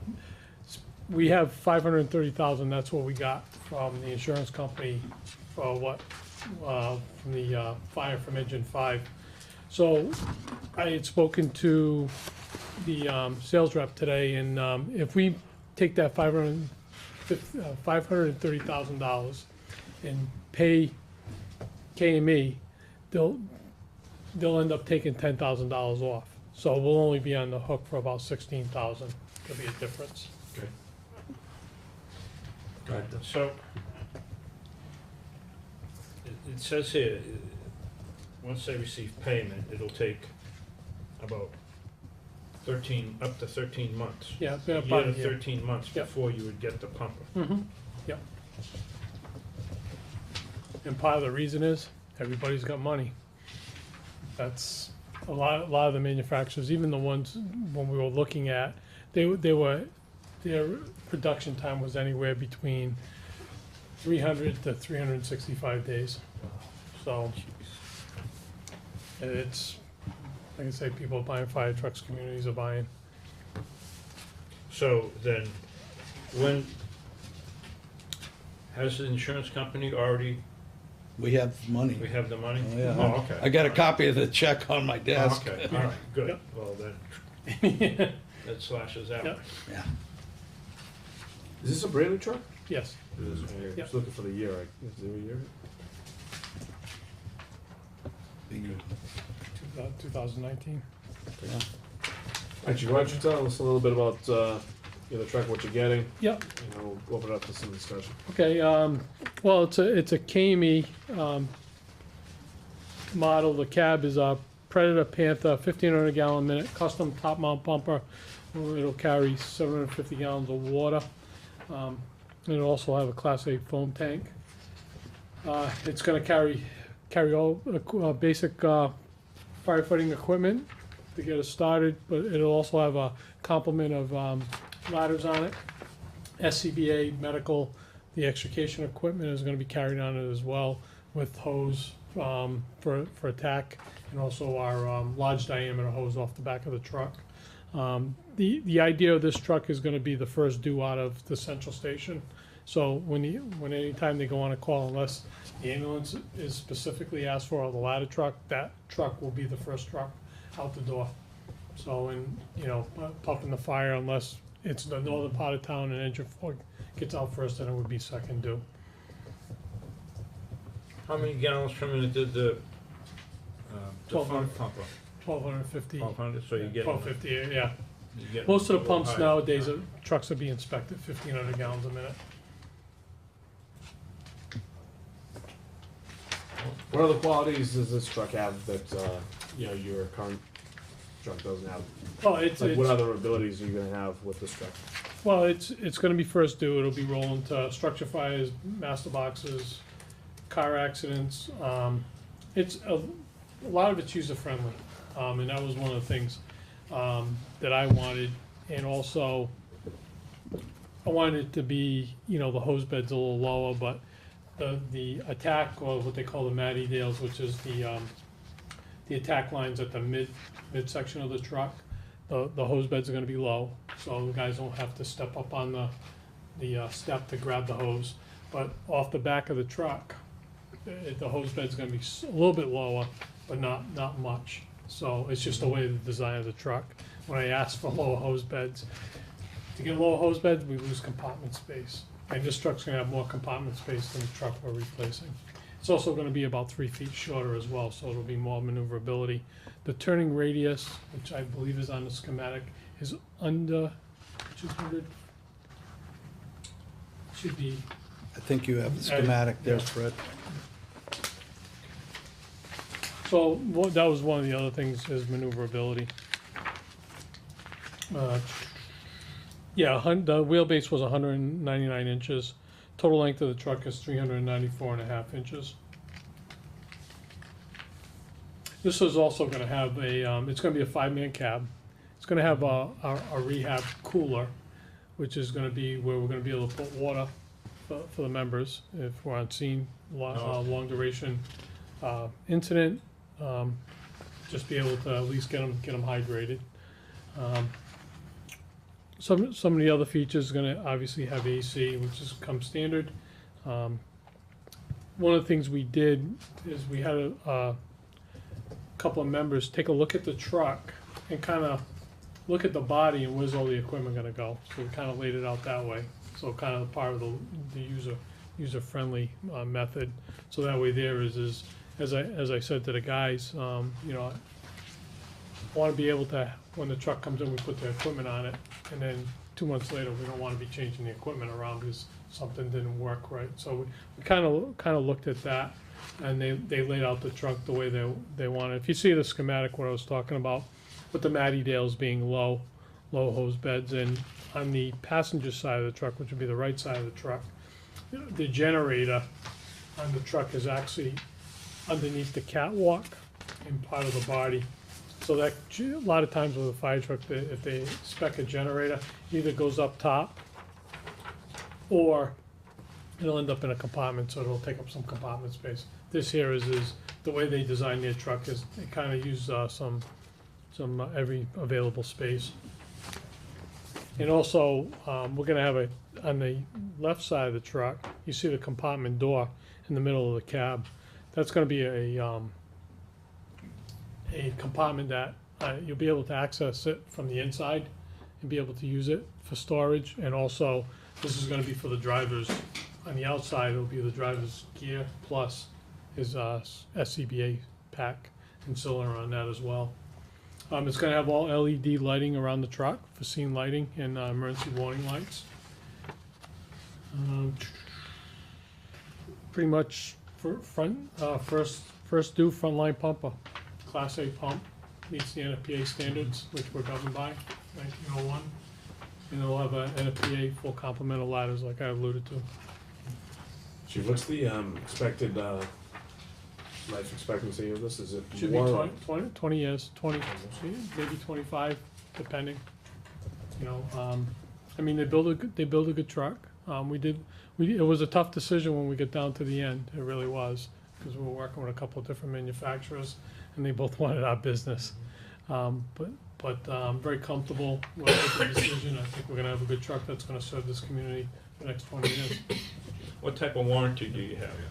Well, 10 year on the body, components, off the top of my head, it's all in that spec, but there are warranties. Well, as long as it's 10-year not paint. 30 feet or 30 No, seconds. yeah, no. Is it pretty standard with all Yeah. manufacturers? They have pretty much the same warranty? Yeah, I believe the paint is a 10-year warranty on the paint. That one sticks in my mind, and I'm trying to remember the chassis. It's at least 10 years, but again, that one I'd have to go through the spec and find it. Chief, what was it about this truck compared to the other ones you were looking at? Well, the price was a little bit cheaper. Yeah. Than compared to the other two trucks that we were also looking at. Couple of design features. It's the generator. You know, that was one thing that the other manufacturers wouldn't do, just the way they designed their trucks. little bit more compartment space, and that was pretty much it for the most part. It really wasn't a lot, except the cab was a little bit different looking. You know, this cab here is 100 inches, which is a wide cab.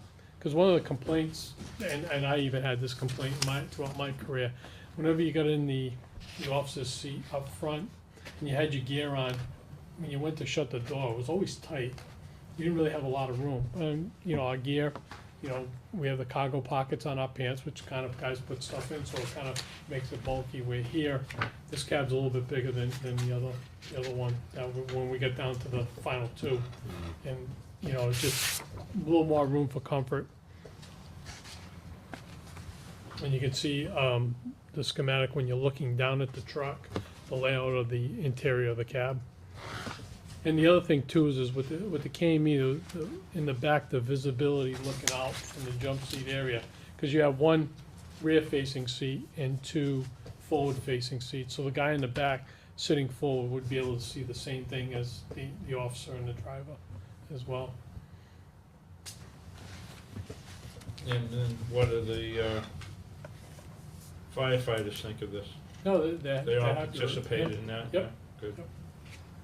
Yeah, the truck, the paint scheme of the truck is gonna be the same as the other truck, so it'll be white over red. And it's gonna have the same color red as ladder one. They call it a inferno red, so it's kinda like a darker red. And if you ever noticed on the ladder truck, it has Georgetown and then it has hook and ladder. The hook and ladder goes back to the history of the department years ago. This truck here is gonna be it's not gonna be designated engine 5, it's gonna be designated engine 2. And I guess, and I got educated the other day, I always knew there was an Erie Fire Company, Central Fire Company, and even a Washington Fire Company. Well, going way, way back, there was an Empire Fire Company that was out in the area of Warren Street.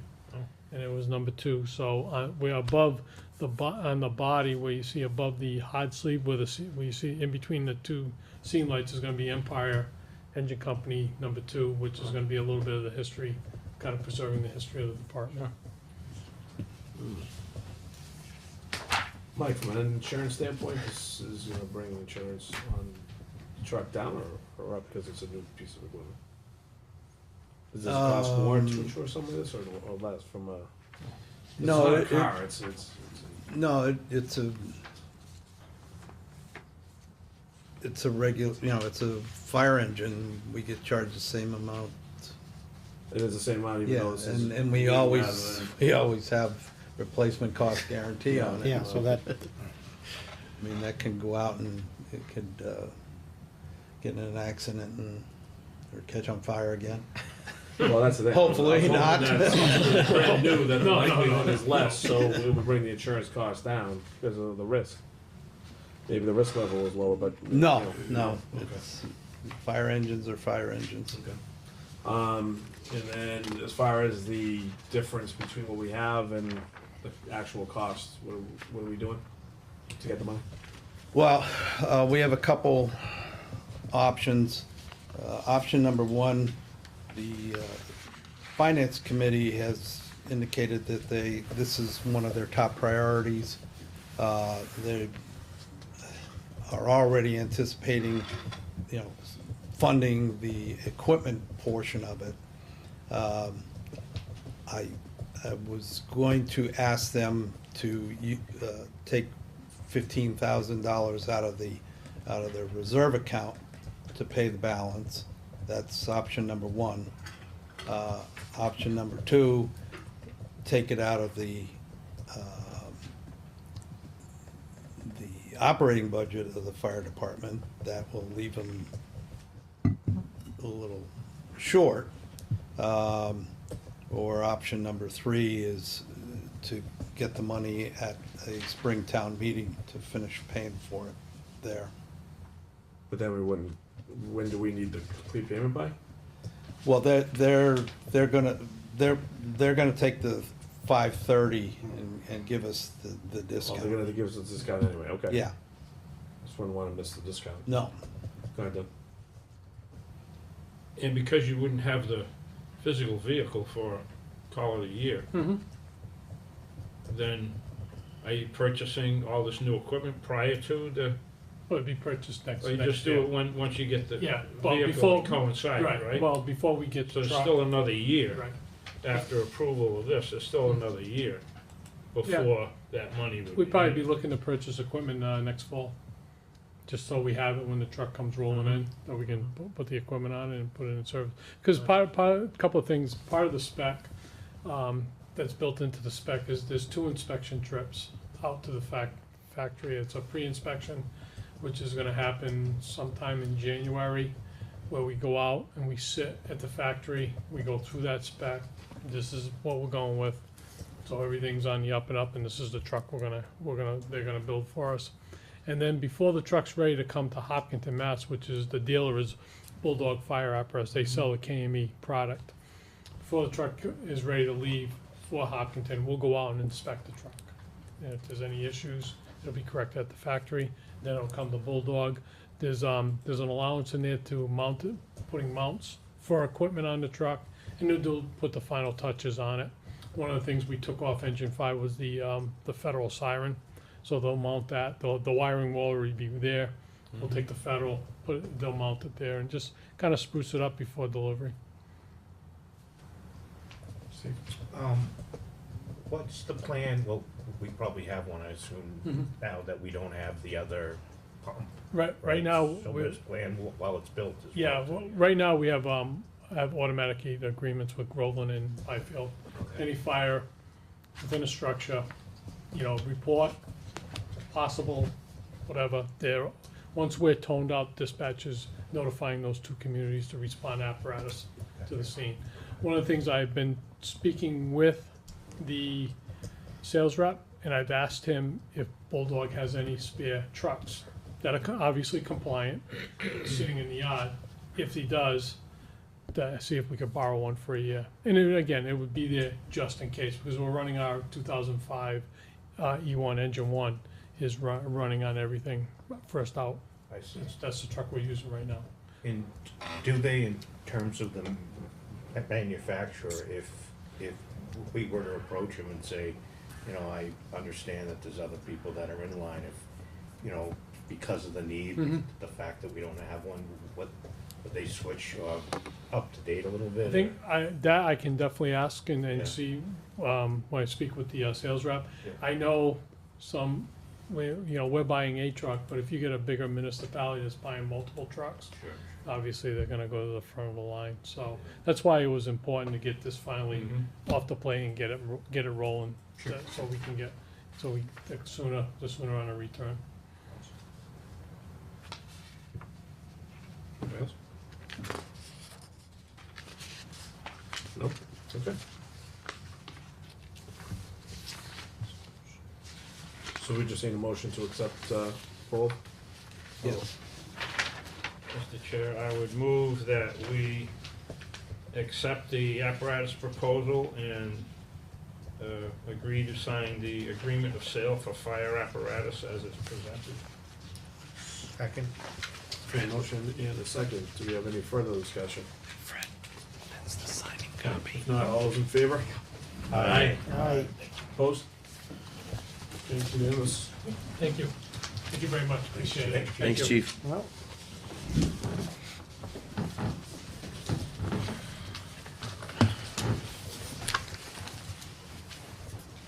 Is it just Joe that signed it? No, actually, they only put 4 lines. So what are we doing Oh, with we'll you? make our own. Yeah, just add the 5th.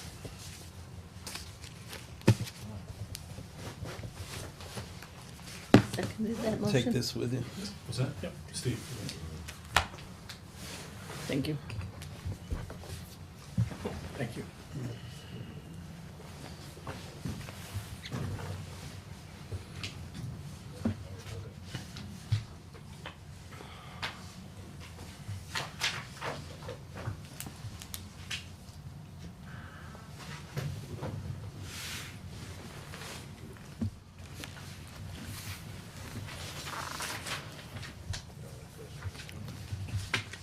What's this? I don't know if that must be yours.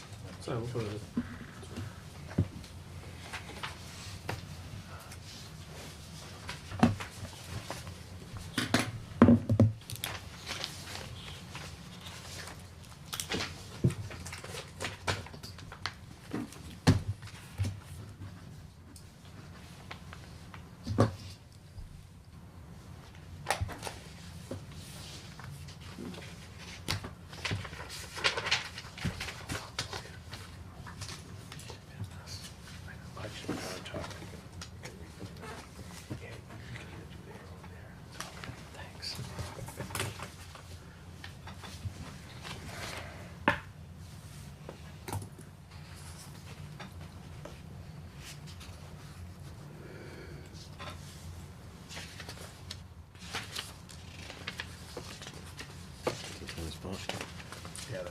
soon.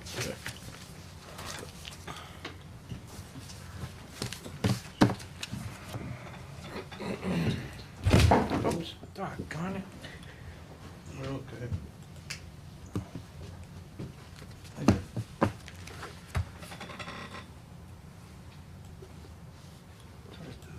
This is a danger zone. Yeah.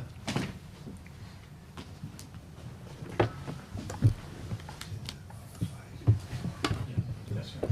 Yeah, that's going, welcome. Yeah, Yeah. Okay. Thank you. Thank you. Thank you again. Can you send me a copy of this one? What's that? Can you send me a copy? Oh, absolutely. Yeah, will do.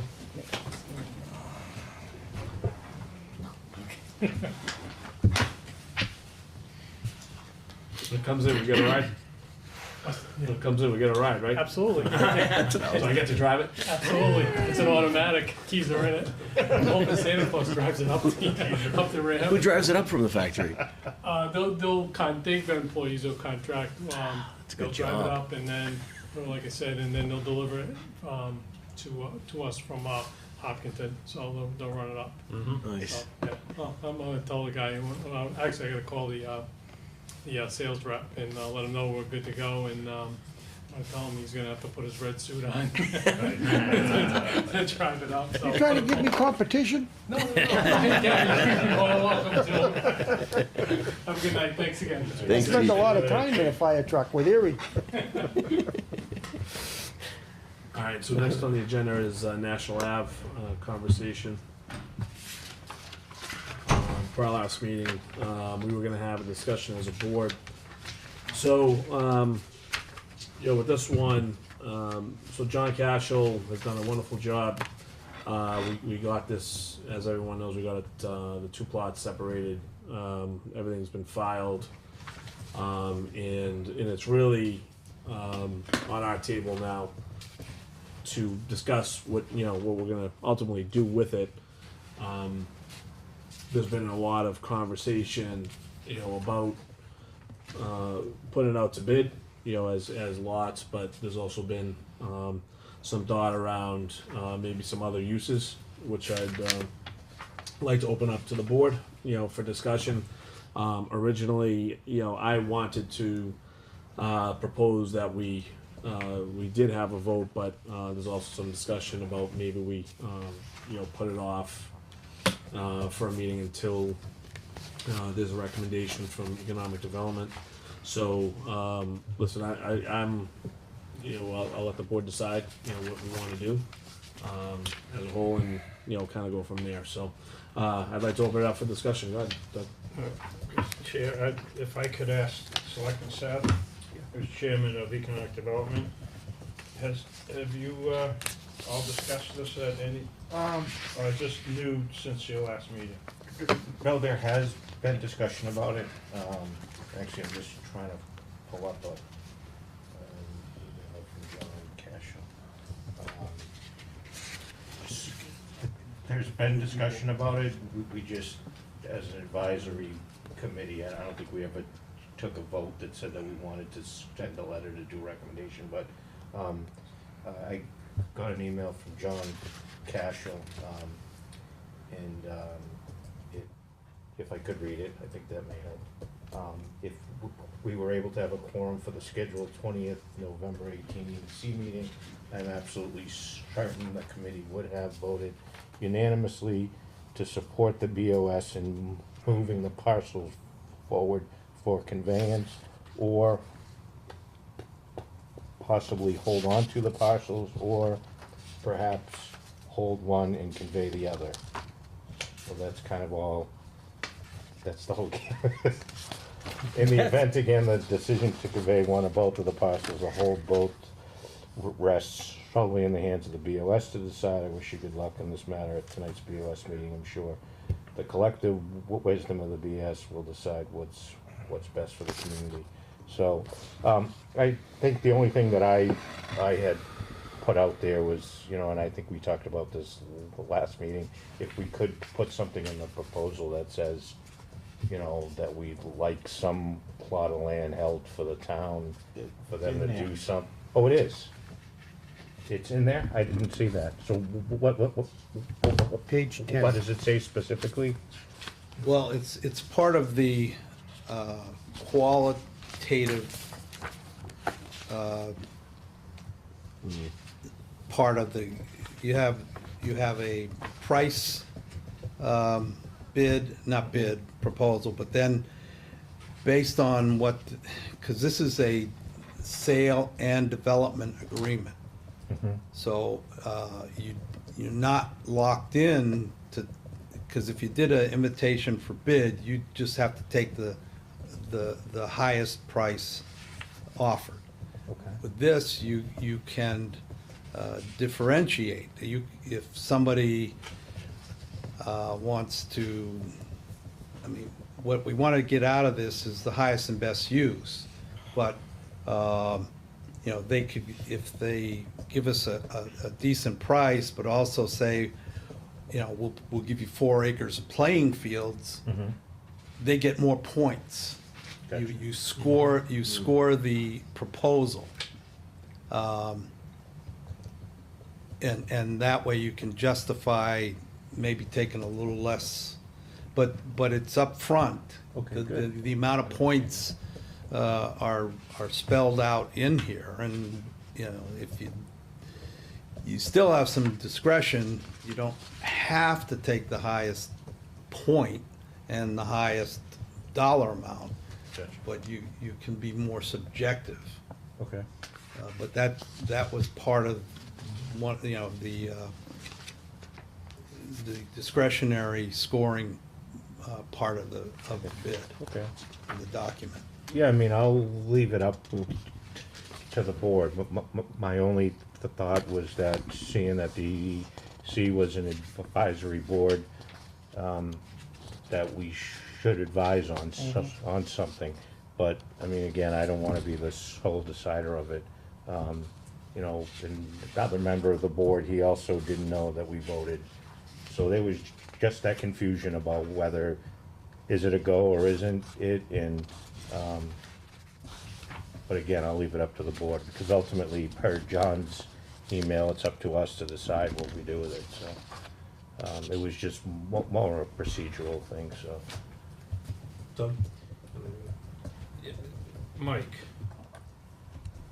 the subdivision of the land, is this, It's just a draft. Yeah. I understand it's a draft, but the subdivision of the land, when I sat in a meeting, and it looked like the engineer suggested going right up the middle of the wetlands and having 2 bigger parcels. Is that what we're looking at, or are we still looking at like a 4-acre parcel on Yeah, it's kind of subdivides itself. Right, with the wetland. Yeah, you're gonna, for building purposes, you're gonna end up with a 4-acre lot and a 10 to 12-acre lot. All right. I just wanted to know if that was a. Yeah, that's, you know, I've been confused. They did the ANR that defined the 2 parcels, but it's still lot 14-7. Right. The purchaser, and I have to talk to John again, but it's not subdivided, you know, by the zoning. It's still 1 lot, is my understanding. Are you sure? That's my understanding. Because nobody did a subdivision. They just did an ANR. And it's a form of subdivision, but it's not, I mean, the assessors still assess it as 1 lot. So we have to sell it as 1 lot. Or the town can Or do the subdivision Right. itself. But I think it would be better to give the purchaser that option. They may want to use, and part of the invitation for proposals suggests that they look at surrounding available property as well. So even if they, didn't set aside 4 acres of fields in this 26-acre lot, they could give us 20, land somewhere else in that area.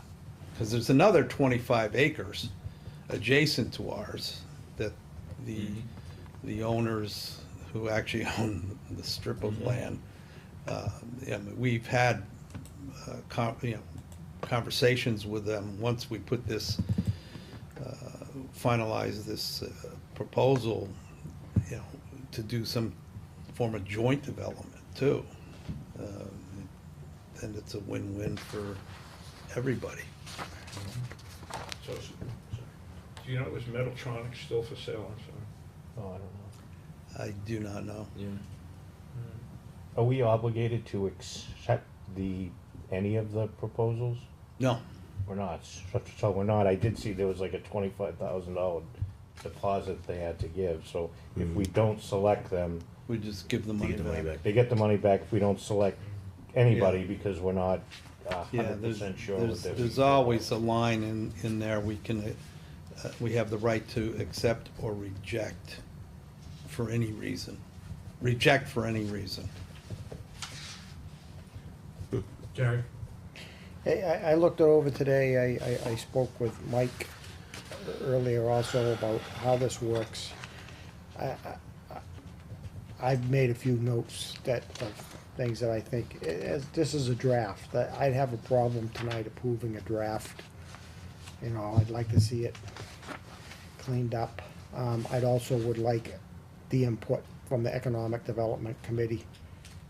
I do feel that to move this at this point without the input from them, then it doesn't send a good message, I don't think. I do feel that we need to keep this, perhaps like we gave something else a timeline just recently at our last meeting, that we'd hope to get something accomplished by certain dates. And I think that this is one of the things that perhaps we say that, we need to have this, something solid by perhaps sometime in, end of January or February to make the decision on this, because then we're gonna be getting into all the town meeting, and we don't need to get buckled down with that. But I had the question that Doug mentioned about, I thought that we subdivided. So it sounds like that needs some further answers for Mike to actually, put the proper thing together. Mike also mentioned, I think it's next Wednesday, that you're going to a meeting and may get more education. This Wednesday. Yeah, so that's this week. I also wondered, Mike, if it, somewhere, if it might need to be put in here that you'll have to double check, but I believe this site has been zoned as expedited permitting. I'm not sure if that's the proper term, where if this town doesn't get its act together and give them what they need in 6 months, they move on directly to the state. I could be wrong on whether this is zoned at, but I believe this does fall in that area. Georgetown also, earlier when I was on the committee, the Economic Development Committee, we got Georgetown designated as an economic target area by the state. You may want to include that in there if anything of that sort comes up. I thought on it there. did, Gary. I didn't notice it, I'm not saying it isn't, but I did, I think I indicated it's an economic target area. And I may have mentioned expedited. Okay. But I'm not sure about the Okay. expedited. Well, like I say, maybe we can go over it further. On page 6 of this, there was a comparative rating criteria, and it in that, it gives the town may retain a consultant to advise the town. I'd kinda like to know if we think we need that, where we see that cost coming from. If we have to go down that route.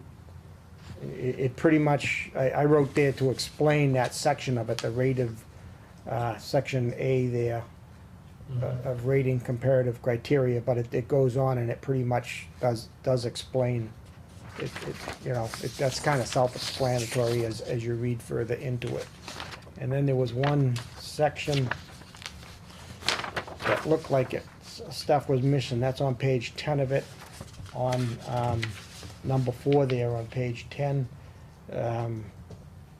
I think there's more that needs to be filled in there. Mm-hmm.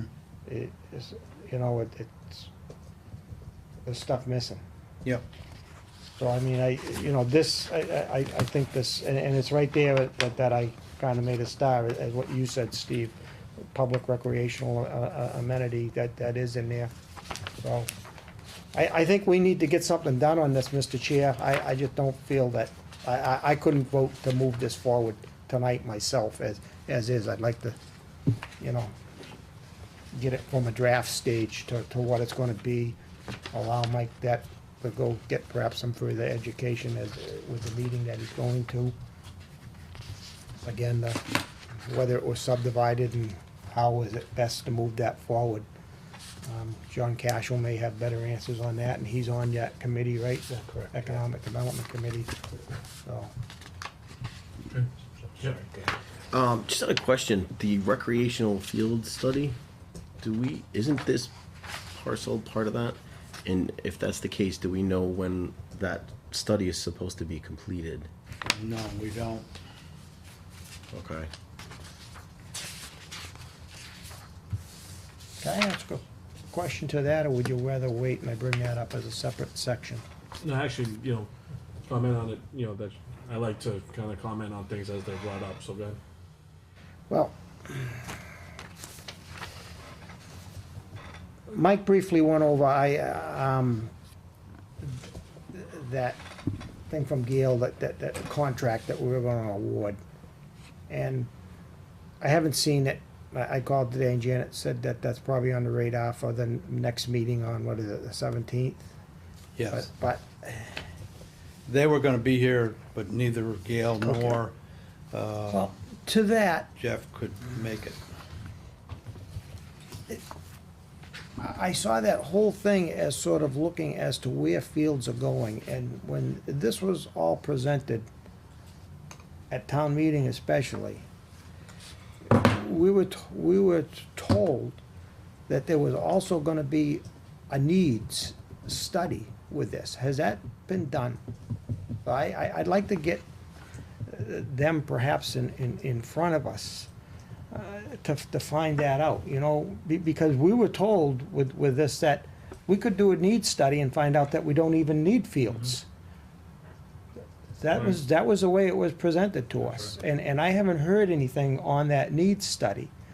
So I would like some answers on that before we move forward with anything. I mean, you know, we got well, it went through you, but I guess it came to the board from Jeff Moore back on October 30th, and, you know, there's nothing mentioned in here about a needs, just the engineering scope of the work and that stuff.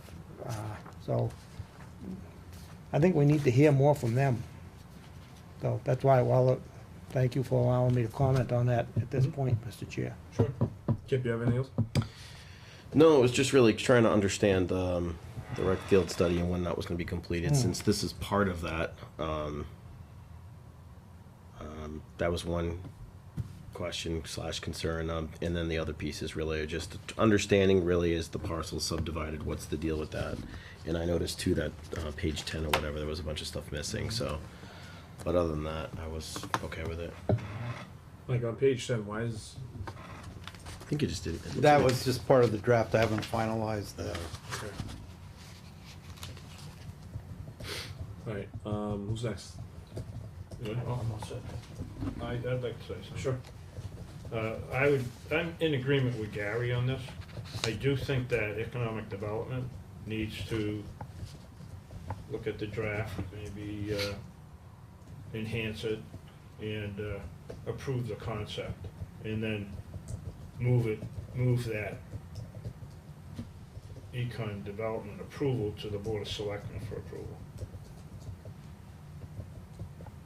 So on this question, what are we really expecting from economic development? What do we want them to come back with? because they've certainly had this, and as a member, we've been talking about it for a long time, and I don't know what else, this board expects economic development to come up. Economic development needs to take a vote on a proposal that, one that would be a more complete draft, and then moved into a document and moved to the Board of Selectmen for approval. So we want them to look at this draft and then kind of vote on it? And say, this is okay Economic for development has this, right? We haven't I taken a don't. look at You No. haven't seen it? No, I got it. Oh, then it We've needs to, just been having conversations about the idea of putting it for sale, but, I think as I read in the email there, I think I agree with John that there's gonna be some consensus, and again, it's only an advisory committee, right? So there's really no binding, if they come and tell us that, yes, we'd like to sell all of it, that doesn't mean that we have to as a board. It's ultimately our decision if we don't wanna sell it, if we wanna do something else. But I just think in the spirit of the board, it's, of the committee, it's an advisory committee. If we don't advise on anything, then we shouldn't have a committee.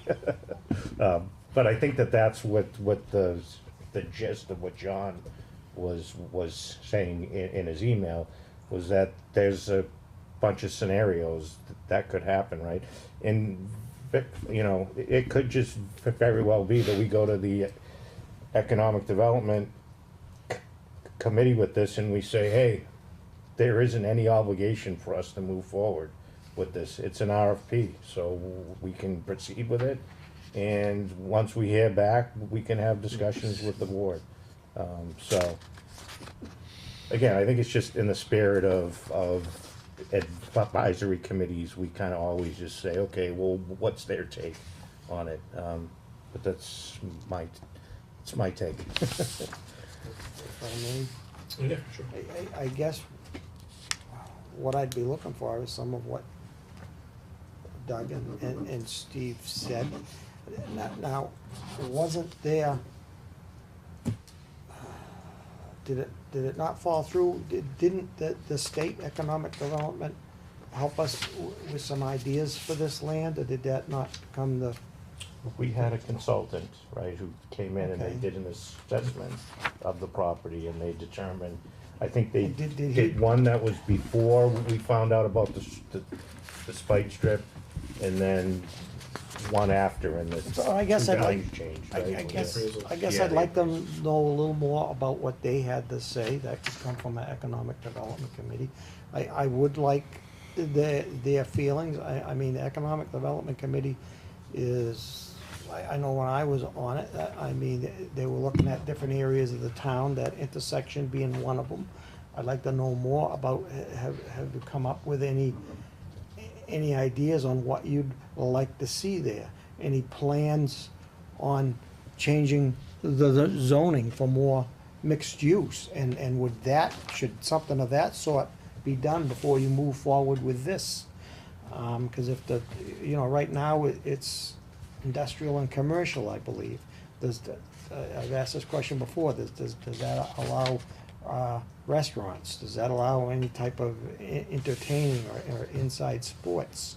So these are some of the questions that I would like to see answered before we move in on that, and if that's been done. Because if perhaps some zoning changes need to be done, wouldn't you wanna have that done before you put this out, okay, for proposals? So those are some of the things that I thought might come back from Economic Development Committee. If we did zoning changes, couldn't sell this until next August.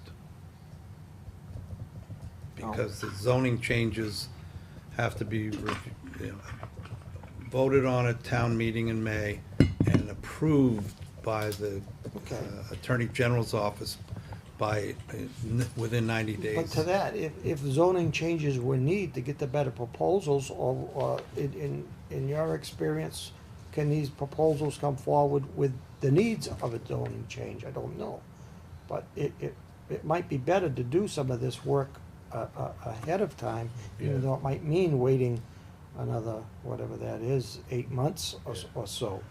I think at the I mean, beginning of the we- process. That shows that we as a Yeah. town are getting ourselves better prepared for this also, because, you know, that the town wants to maintain some control, and that expedited, if it is in that expedited permitting area, I'm sorry. Yeah. At this point, I don't see moving anything through this town in 6 months. Well, I think starting out, the town planner had indicated, he said that there really is no rush to sell this piece of property, in the beginning of our conversation. I don't think it, And then somehow it kind of. I don't think it needs to get morphed in. forgotten about, but yeah, Sure, I yeah. agree. I don't see that it, you know, if we had to wait some time for better zoning, and it looked like we might get a better proposal, I would want that opportunity to know those things to help make this decision. Sure, that's a good point. But you would be spot zoning. You'd have to change the zone of all those contiguous Agreed. areas. Agreed, that whole intersection, because if we're gonna see anything happen in that whole intersection, then I think we need to look at the zoning there. So you wanna change the zoning just based on a potential of someone else coming in? No, and- economic development has talked about this in the past, but I think it hasn't got together to move anything forward to the planning. But it has been said, you know, that area right now, in Georgetown, you've got a cement plant there, you got Metaltronics down the street. Around the corner, you've got the apartment buildings. Then you've got Carlton Drive over there, you've got Mira down there, and we're now doing some things on Tenny Street, okay? So, and then also, look to what your neighbors have. I mean, because if you wanna do anything in that area, you gotta know, is it just open for everything? Or do you have an idea of what you'd like to see there? Someone here with his hands up has mentioned before, he'd like to see some type of a medical office park there. I don't know that you could direct them that would fit in with what's there presently. You know, I drive through Newburyport through their industrial park right now. They're allowing, you know, they've got some fitness centers down there, right in their industrial park. I told Mike, when I worked over in Lawrence, I worked in the industrial park, we had a small restaurant. It didn't take off, but, you know, that was there. So it could be a whole mixture of everything, or maybe you wanna just say, we want this industrial. You know, Well, so that those was, is- to your question, by the way, and, you know, obviously if you have to see the report, that's fine, but that report that did come out was pointing in the direction of industrial use. That was first and foremost, you know, on the list. I still have it in my email, but I could certainly have John forward along, but, you know, I also think that, you know, Steve had mentioned that we can actually put this out to bid. We've got healthy farms there. And, Study. you know, when the bids come in, you know, we can kind of go through them and say yes or no. I mean, we don't have to say yes to anything. I agree. So why wouldn't we want to? I guess my concern, Gary, is we're in a business environment where you have interest rates that are going to be climbing. Business based on interest rate climbing, the environment might not be the same in 8 months or 6 months, you know, or whatever it is. Because as interest rates climb, that means people are going to be able to, you know, kind of put that in their business model, in their cost structure model, and say, well, you know, 6 months ago I could afford this, but now that interest rates are up here, I can afford less, which means the town suffers. Okay. I also think that if it's, you know, the right industrial fit, and someone wants to come in, build a building, put equipment in it, the whole thing, we're just going to benefit from it early enough. If we don't like what we see, you know, on the bids, turn them down. If we don't accept anything. Now, again, it doesn't mean that we can't go to business development and say, what do you guys think? All right, I'm not saying that at all. All right, but I highly disagree with waiting 6 months to 8 months. I think this is going to be a completely different business environment in 8 months. Okay, we're looking at 2, maybe 3 interest rate hikes from the Fed in that time projected. Someone coming from banking, okay? it's gonna be, that just means that the town's gonna make less, and we're gonna get something that, will take longer. We'll be able to benefit from it, a lot, the scope will be a lot longer. I don't know, I'm gonna disagree with that. I mean, again, to have a couple of weeks for business development to look it over, sure, that's why I said, whatever the board wants, but 6 to 8 months, that might be a little long. Go ahead, Doug. So we have a report from the state saying that, indicating that their opinion is the highest and best use is industrial. Yeah. Have we gone to any developers? Yes. And had them take a look Yes. and give their ideas of what may be best for, or what they were doing there? Was there anything, did anything come in that was any different than industrial? Not at this time. I know John and I met with a realtor who had a couple of different clients. John has received calls with high interest already in the land. I've talked to two developers already. They have interest in the land. That's what I mean. I mean, the interest is there, and if we wait, 6 to 8 months, who knows what kind of interest there will already be. So. Okay, so Who's they have interested in interest, it? but what kind I of don't know interest who's do they interested. have? I didn't know. For industrial property or something that may require zoning change? No, industrial. Totally industrial? Total industrial. Businesses that will occupy the space for their own personal use. It's not mixed Do we use. have, it's not do we restaurants. have those reports available? We have the state. The state, Just yeah. the state, the Yeah, other was just a verbal? year ago, last September, is when I drew this up. Mhm. And that's when we had Peter Milano Mhm. from the Mass Office of Business Development. Right. They gave us a grant, which we Yeah. were supposed to eventually pay back. Luckily we don't have We got out of that, but they did the study indicating that the highest best use was Mhm. the current zoning in that area, which I believe it's industrial commercial. It's not just Mhm. industrial. Right, okay. So we've been waiting over a year now to do something with this land. Mhm. Well, I just knew that Selectman Bonavita had spoken with some developers, and there were maybe other developers that had looked. And I was just curious, because now it appears that it was just verbal, Yeah. Excuse me. what their ideas were, and I was just curious to whether And or it is a not, verbal interest. I mean, to that's whether, what it to is. bet, regardless of interest rates, Yeah. but whether they came in with ideas that may require a zoning change. That's all I was asking. Yeah, that I know is a no. But I will also say that John has fielded most of the calls, outside of the, people I've spoken with that I've brought to the property. John has fielded most of the calls regarding interest.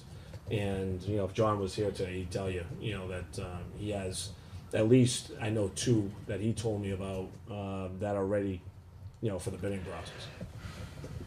And both of them, again, they wanna build their buildings, for their use to occupy, for their businesses, so forth and so on, so. Well, I would like to see this sold, but on the same hand, I'm not ready to move on the draft, because it's not Yeah, complete. that's okay.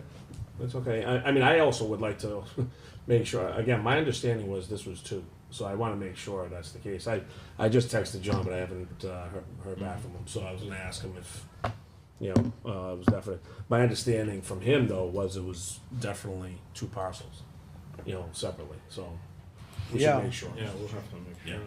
Go ahead, Steve. Yeah, I credit you for going out and finding these people and have conversations with people. I don't think anyone on the Economic Development Committee may be aware of what these other developers may be wanting to build, so that might be something that we talk about as a board and have that be part of our report back to the BOS. But again, I credit you for doing that. That's huge. We just don't know about it, or at least I don't. Well, I don't know. the question is, when is economic development, meeting, Steve? I mean, again, if we're looking now, into, say, January, and then we have to come back here, and then we gotta, you vote again. Now we're into February, and I just think the more time that goes on, the more we're risking losing potential buyers because maybe they found something else. Interest rates are getting more expensive, so therefore they're bidding less. Yeah.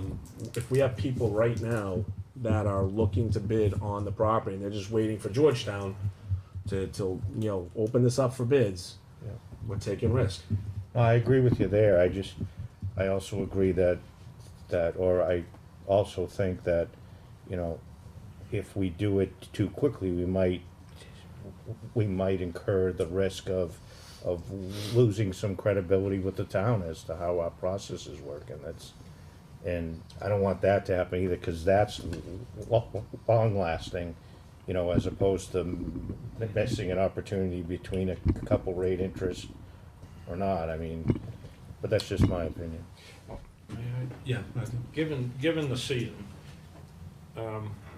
being the holiday season, is it reasonable to say that we would want economic development to discuss this, have the document completed, and to appear before us prior to the end of January? So I don't know when the second meeting in January is, but is that too short a time to complete the document, have an economic development committee meeting or two, and then move it back to the Board of Selectmen? I think we could do it. And then it would be ready for the spring market. I mean, I'd like to have an economic development meeting next week so that we can maybe talk about something on the 17th. I mean, but I'd like to be aggressive that way. I think rather so. than- Yeah, I think we can try to get something together. We just need a quorum, and then we should be good. I'd just also like to know more from the field study committee also, because I mean, we've gotta think of the whole of Georgetown, even though, and I'm one who wasn't really in favor of giving the money for that field study committee, but they are out there. And if they are looking at this parcel, then we need to take the whole town into effect and the future of the town. I do agree that is in there, that section is in there. And perhaps you could get something done and paid for with the right proposal. I know, but I mean, I think if they're looking at it, they also need to be somewhat included in, or at least I'd like to know to help me make the decision going forward.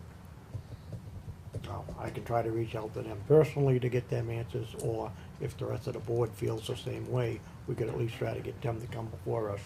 I agree with the timeline. It was kind of what I put out earlier, end of January, 1st of February, Well, they're do scheduled. something by then. They're scheduled to be here on the 17th. Okay. Yeah, we can Well, just get hopefully EDC someone's meeting. watching. The or field you- study? Or you can reach out to them and Yeah, along with Gail. perhaps you would They were chair. supposed to come tonight, but we had to postpone it till the 17th. All right, so maybe, Steve, if you can reach out as chair, Yeah. to John, see if we can get a meeting together. And maybe we can have some more discussion, on the 17th. I think that would be advantageous, and, we can kind of take it from there. Yeah, if you guys can email me your questions, and I can put those towards the town planner to John and see if he can answer, or I can call you, Gary.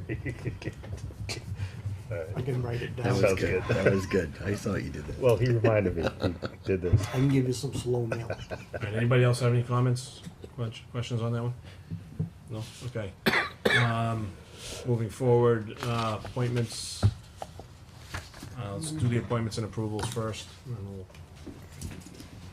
Anything else?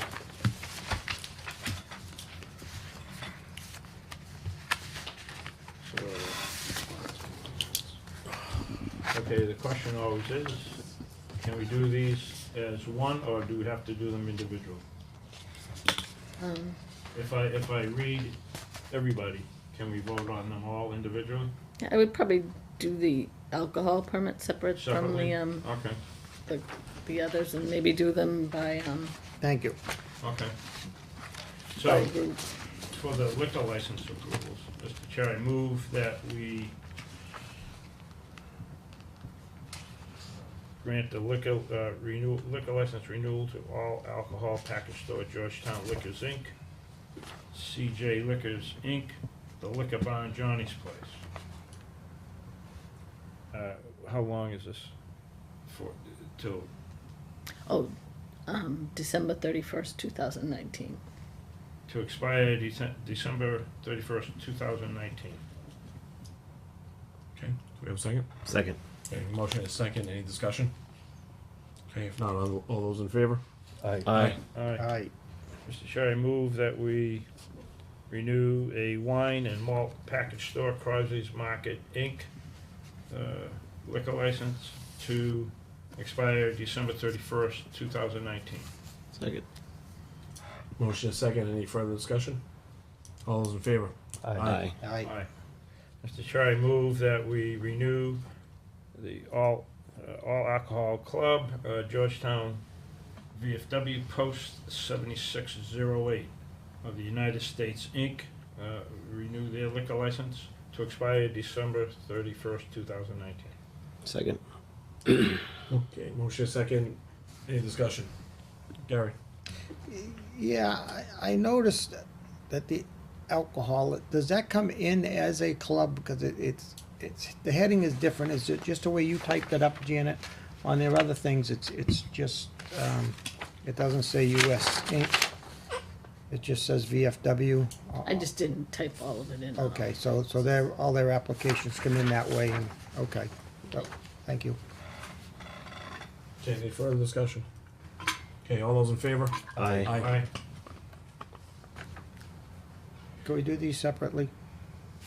You want to do each one of these separately? Well, I think there's only two there, really. There's, Oh, the there's Spot four. Flatbread and then One, Ribos two, Bistro three. 2, which is Yeah. Black Swan Country Club. That's all one. Okay, Those three.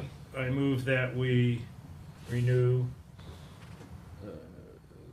the liquor license, all alcohol restaurant, Another Spot, Inc., Georgetown Flatbed Bread LLC, Ribos Bistro 2, Inc., Black Swan Country Club. Second. Expire December 31st, 2019. Second. Okay, motion and a second, any discussion? Gary? So, the flatbread has a separate license from Ribos Bistro and Black Swan? Yeah, they did that, I think it was last Yeah, year. we did Okay, that last yeah, year, last okay. year, so, yeah. Well, the reason I asked, because there's one that I can't support, so now if we keep it like that, I don't support the rest. Okay, so you wanna, All right, so we'll, if I may, I'll rescind that motion. Okay. Do you want me to leave Ribos Black Swan Country Club off?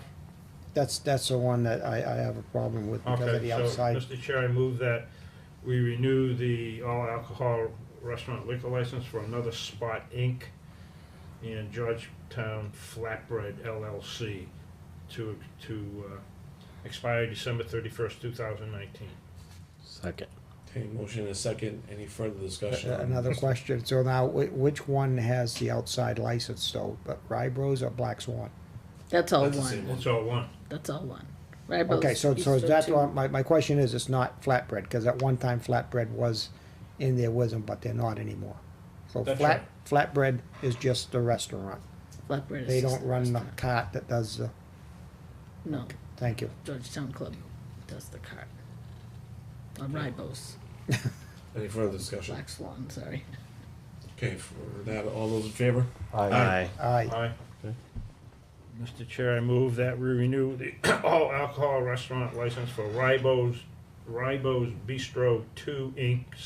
/ Black Swan Country Club to expire December 31st, 2019. Second. Okay, motion and a second, discussion? Okay, if not, all those in favor? Aye. Aye. Opposed? Nay. Okay.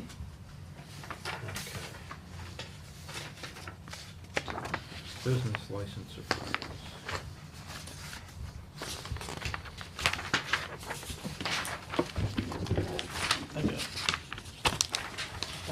Chair, I move that I'm gonna do this as a group.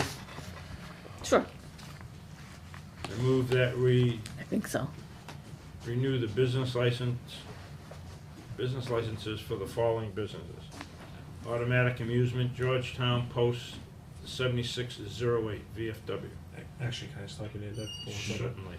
Should we, just the Georgetown Bowling, we should probably ask Chief if he's going in there and inspect. 'Cause- I've sent out emails to everyone, the police department, fire department, and, building inspector, they've all gone out and, They have all gone in. I think he's. yeah, Okay. I No, as mean, long I've as sent they've them out gone if in, there's that's any all I- problems with any of them, and everybody's replied Good. that they That's haven't, all I you need to know, know. and they As check long as taxes, they- none of these have taxes or, you know, and water or light bills that are overdue or anything. Okay, so he's kept everything. Okay, so so- renewing the The chief didn't, business he didn't licenses say anything anyway. for Automatic Amusement, Georgetown Post, 7608 VFW. The Georgetown Bowling Lanes. The B&B Auto Clinic for Class 2 Used Car Sales, Inc. The Common Victular, Crosby's Marketplace. Maestra LLC, which is Dunkin' Donuts. Georgetown Post 7608 VFW. Charles C. Dane Lodge. Ribo's Bistro, Inc. Georgetown Flatbread. The Spot, the Liquor Barn / Johnny's Place. For Secondhand Shop, Pratt Hobby Shop, Vintage Vault. For Sunday Live Entertainment, Georgetown Post 7608 VFW. Ribo's Bistro 2, Inc. Georgetown Flatbread, The Spot. For Trap Shooting, Georgetown Fish and Game Association, Inc. For Weekly Live Entertainment, Georgetown Post 7608 VFW, Ribo's Bistro 2, Inc., Georgetown Flatbread, The Spot. Second expiration. Oh, to expire December 31st, 2019. Motion. Who seconded? Second. Okay. Karen was a second. Any discussion on these? I just have a quick question. Did you make mention of the BP for the secondhand car sales? No, that was B&B Auto Sales That's for B&B. Class 2 used car sales. We don't renew BP, is it BP the gas station? Or are they on another schedule? They are for, they have a class 2, they haven't sent in their renewal yet. Oh, I see, okay. Yeah, Okay. so, That's all I have. Do we send them a reminder? yep, Okay. I will this week, because we have our next meeting the 17th, so. All right. Perfect, thank you. Okay, any further discussion? Okay, all those in favor? Aye. Aye. All right. Opposed? Okay. Thank you, Doug. Vietnam, Okay, we'll go up to the top. It's 2 minutes of September 26th. And I have all these for you to sign. Tomorrow. What is it? More Come signatures? back tomorrow. That's the signatures for all those you just approved. Oh. 'Cause I have to send them out to them before the end of the Touche. year. We were getting off easy. Got these here? All right, anybody have any feedback on minutes? I was gonna ask if we could hold that, I did have a couple questions from, Sure. people, and the video wouldn't play today for some reason, so I'm waiting for them to, see if tomorrow they can fix it, so I'll have them look at it, review it, and then have it for the 17th. For these minutes? Yes, So we'll skip over? yes. All right, skip over that. All right, Mike, town administrator's report? Yeah, I just have one item. We had a discussion at our last meeting regarding Gale and the estimating ability that they did on the Park and Rec project. I told them we had an issue with it. And the explanation I got is this. They were not contracted to give estimating services. So they can't be blamed for it. Although I said I said, well, that still begs the question. You saw what they had, and they realized that the budget was way too little. And they did discuss it with the Park and Rec Department. And they were insistent in going forward because they thought were gonna get some aggressive bids from locals. And that did not materialize.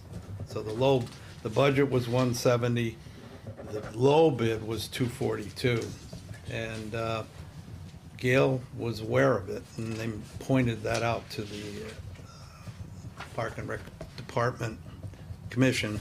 And to substantiate their claim that they're estimating services are pretty accurate, they included these projects that they have worked on over the last couple of years. They're pretty much right on target as when the bids came in. So I just wanted to thank you. point that out to the And board. I do think that what they said about Park and Rec was probably, from my attending meetings there, somewhat accurate.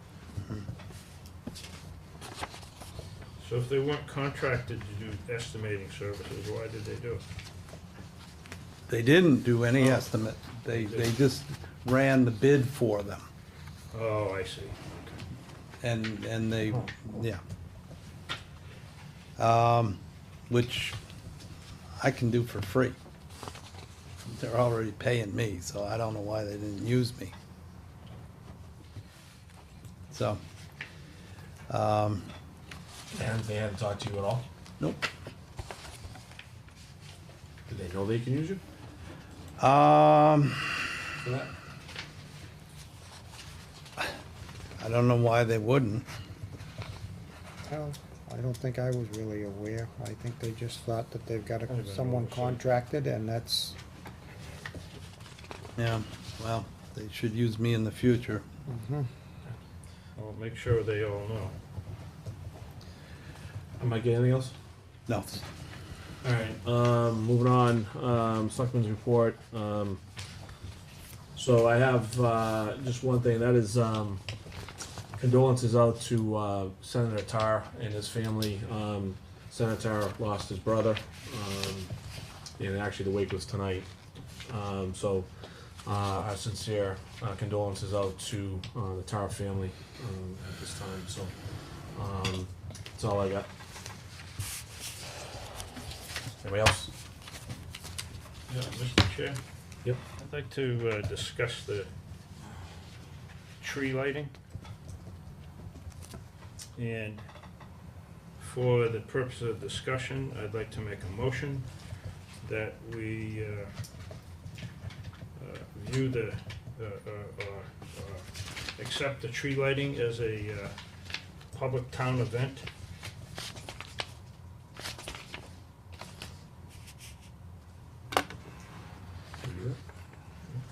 Well, I can make any motion I Well, want. I know. Okay. We have a motion. We have a second. I'll second it. All right, discussion. I'm sorry, I got handed these and I was kinda looking at them. I didn't really catch. The motion on the floor is to, on the tree lighting, that we recognize this as a public town-sponsored event. That was seconded. Yep, so we were discussion. Can you give me some little bit of feedback, Doug, like what? Well, this is something that the town used to do years ago. And there's been a couple of people in the community that have moved forward and tried to reestablish this tradition. And there may have been some communications that were needed. It was a short time period. And so to avoid any any issues, I think that we should have a town-sponsored holiday tree lighting in event. We used to do it, they had that when the tree was over at Civil War Park, Memorial, and then we come over here to Town Hall, there'd be people caroling, and it was Have hot chocolate. more of an ecumenical type of program. And I think it's a good idea to have that. It's part of the New England flavor that in all the years of master plans that people have always said they want to maintain the small town New England feel, even though we're burgeoning, but it still has that. We're still a small community. And I think it's a good idea. And to avoid any missteps, I think it's best that we just, as a board, declare this as a town-sponsored event. Any further discussion? Gary? Do we have some legal opinions? Yes, well, I know from speaking with legal counsel myself today that both Steve and Joe have had conversations with them. But I spoke to legal counsel about 5:30 this afternoon, and they said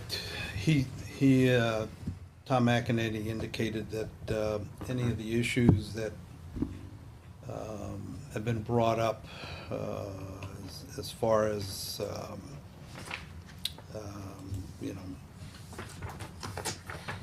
possible, I don't want to go too deeply into it, but it would make any legal challenges, it would allow for public spending.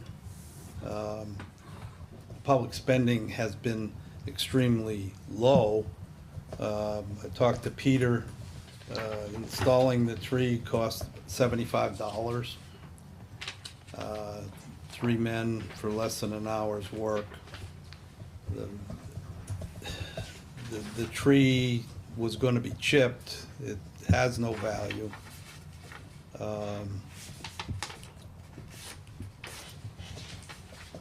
I'm not, so town resources, the few that are being, that are, like the lights from the, that are being provided by the light department, it would, how can I put it, there'd be no question for them donating the lights, because it would be part of a public ceremony. And the same with the tree, it takes it out of the realm of a private function and puts it in the realm of the public. And I mean, if there's other ways of providing, I know the police, I haven't talked to the police chief about it, but initially he felt comfortable providing on-duty coverage, or if not on-duty coverage, his discretionary spending would be able to be applied and not being paid by out of town money, which I believe was fundraised for. So it neatens the whole thing up. There's no issue with liability. Town's liability coverage.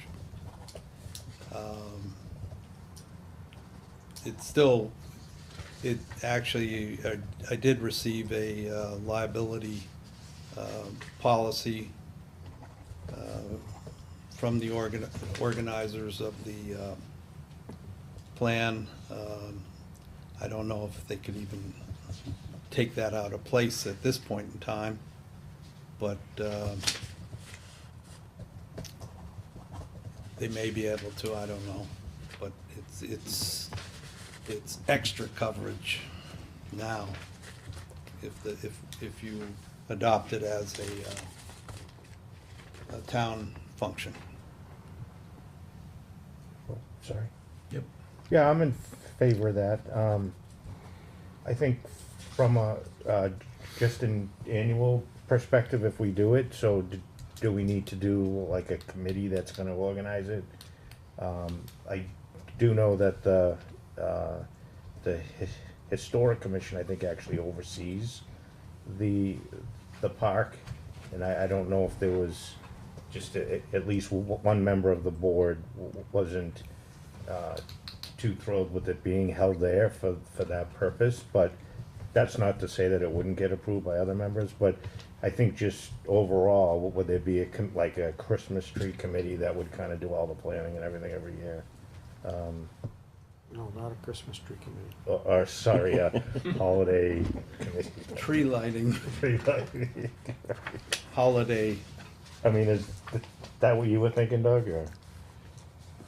Yeah, and it's an opportunity to have another, again, Yeah, community absolutely. event where there's a Friends of the Tree or whatever, okay? Right, And right. people could donate to that, and then Friends of the Tree could help to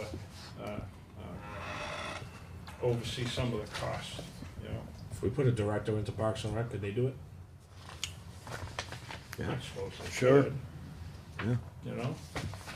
I just think this, you know, I'm in agreement with Mike that this kind of pretties it up, and everybody wins. Yeah, I wasn't quite finished. I agree this will clean the things up. Has the town, you know, Doug, you mentioned that it's been in the past, but I'm not sure that it's always been sponsored by the town. At one point, the school, I mean, I could be going back to when I was in school. The school might have been doing it. There's been other things. One of the larger things I can remember in the, and I'm probably talking in the 20 years, 15, 20 years, was they did a New Year's Eve thing once, where they asked the businesses to stay. night, That may yeah. have happened more than once. But, so, do you remember who sponsored those type of things? I mean, some of the questions, you know, I got some copies of some emails that the chief of police put out, because he was somewhat confused going forward as to who was sponsoring this and that. And, to that, it is, I think what you're saying is great, but I think this needs further conversation at some point. I think that might have been what Steve was trying to say.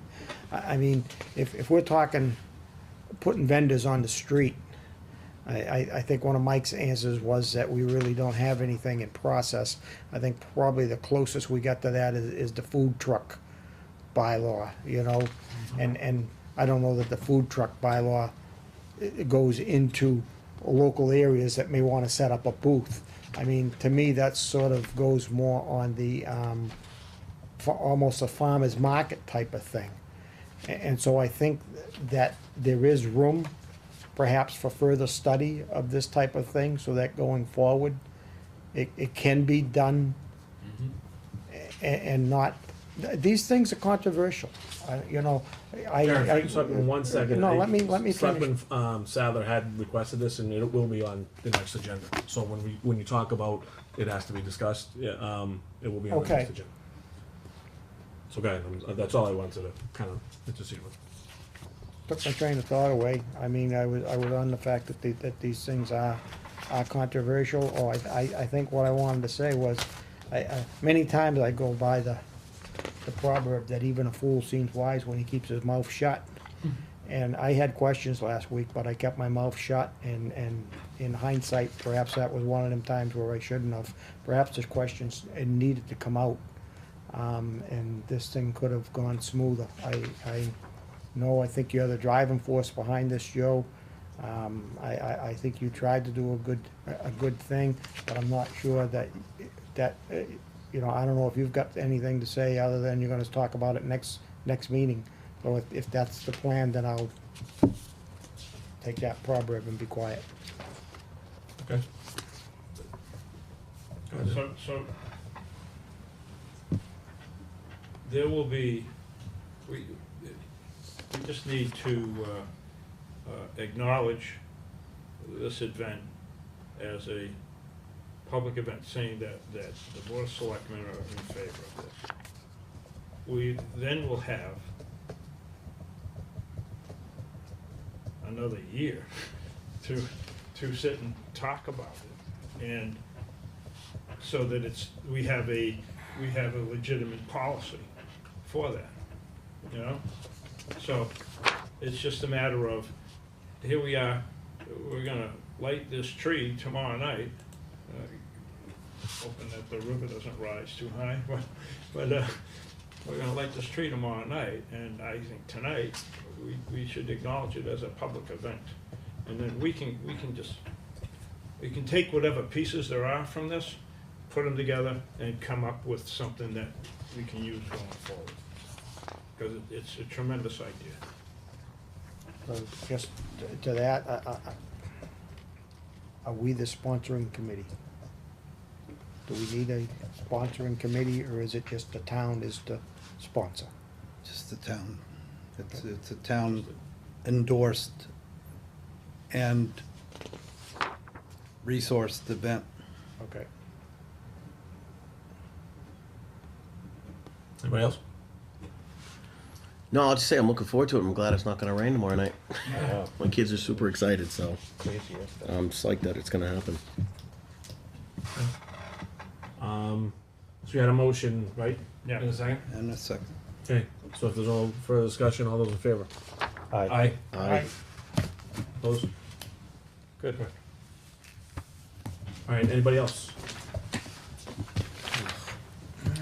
No, if not, Old business? um. Just something that's not on there, Yep. okay? So, put it under Selectmen's report. And this is to do with the tower. I asked Mike and John Cashel some ideas today, and I know that there's things going on about it, but, yeah, you know, I told, first I spoke to John Cashel, because I was there for Park and Rec Committee, getting some advice. And I asked him about this tower thing that's in front of us, which is still old business. And I said, you know, thinking outside of the box, I said, can we as a town, knowing now that we've got this dead spot, perhaps ask for proposals, sort of as we're doing with this draft thing for National Ave. And perhaps we ask for whoever comes in front of us, what else can you do for the town? And how can you, you know, make this to benefit the town in other ways? I said, and this is just briefly, this is Gary thinking out of the box, but when I was on economic development, we at one time were trying to think of how we could get a covered structure down in the parking lot, the park and ride, okay, so that people waiting for the bus or something. So now that's not that far from where they were proposing that tower. So if they could somehow work something into a structure, perhaps something that looks like a flagpole, maybe that wouldn't work for them. But it's just, you know, it's just, I think an avenue that we as a town need to think, and if we maybe went that route in a way, and we said, we're looking for ideas that might, you know, we might be able to reach out to legal and find out if that could help us with this proposal that we're not sure whether what's in front of us yet. I don't think we've got the answer whether it is a, what am I searching for the word, whether it is a formal application or not. I don't think we even got that answer yet. But if perhaps we said, hey, we're taking advice and proposals.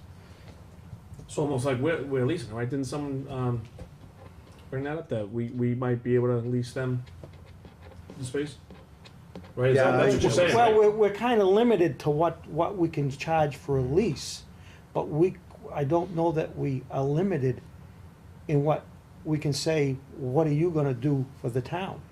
If they said, yeah, we can put up a structure here, or we can, you know, we can put it somewhere else, make it look good. That's just my idea, it's just Yeah. trying to think outside the box. Yeah, no. Of how can we make this work for the people in town that don't, downtown, that perhaps are losing their service?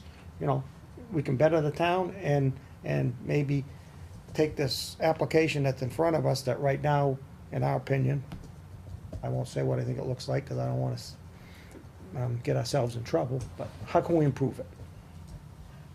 Which I'd still like to see, you know, who's losing cell service. Go ahead, Dave. There is a question on whether or not there's been an application, you know, placed, and whether that 150-day clock has started or not. There's also a question as to whether or not it qualifies for, you know, really qualifies for a tower like that. Right. The other thing is we can take advantage of our own areas, and we could put I our agree. own poles and solicit AT&T, Verizon, whomever, for that. And in the same vein, we could do it, we could even propose an aesthetics bylaw. Because you can do these things that, and, you know, disguise them somehow. There's a lot to discuss that we need to put under advisement. We need to talk to the light department. Probably will bylaws go through the planning board, you know? So we probably need to include them in this. Of course. And Light department. we have to have a plan. This is like short notice type stuff, and it's almost like the FCC ramming it to us. But it is, they're pushing it through, and there's a lot of things that are questionable in there, you know, that communities would question. It's almost like, well, you don't have much of a choice, you know? You get a 150-day window. If you don't do something in 150 days, then, you know, they can do whatever they want. Well, we don't want people taking charge of our areas. Right? So that type of thing this is good, because 5G is going to be huge, and there'll be more towers. If they can only go 2,000 feet radius, then you're going to have, that's what they said, there's a 2,000 That foot. was this particular one, I think. That was what they were looking for, this particular tower. I don't know that was all a 5G. I could be wrong. Well, first, they can't really talk about 5G, because 5G hasn't been deployed yet. Yeah. They're talking about 4G, Right. and making plans for when 5G comes down the road. So anyhow, there's only a 2,000 foot radius on that thing, so you would need to have repeaters further on if you wanted to have a particular vendor's service. I mean, at my house, Verizon drops from my phone all the time. I don't know why. If I get up and go into my office, I get 4 bars. If I go sit on my sofa, I get barely 1. You know? So, I just wanted, you know, it popped into my head, things sometimes pop in your head, and I wanted to share it with the board, Right. that there may be other options that we need to look right, at. there are, we do. I agree, I guess that was a long version of saying, yeah, I agree with you. As do I. Well, we're trying to make it so we can do it before 10. Hurry up. Tell you, I didn't know it was so late. Okay, anybody else? Okay, if not, we have a motion to adjourn. So moved. All those in favor? Aye. Good night, everyone.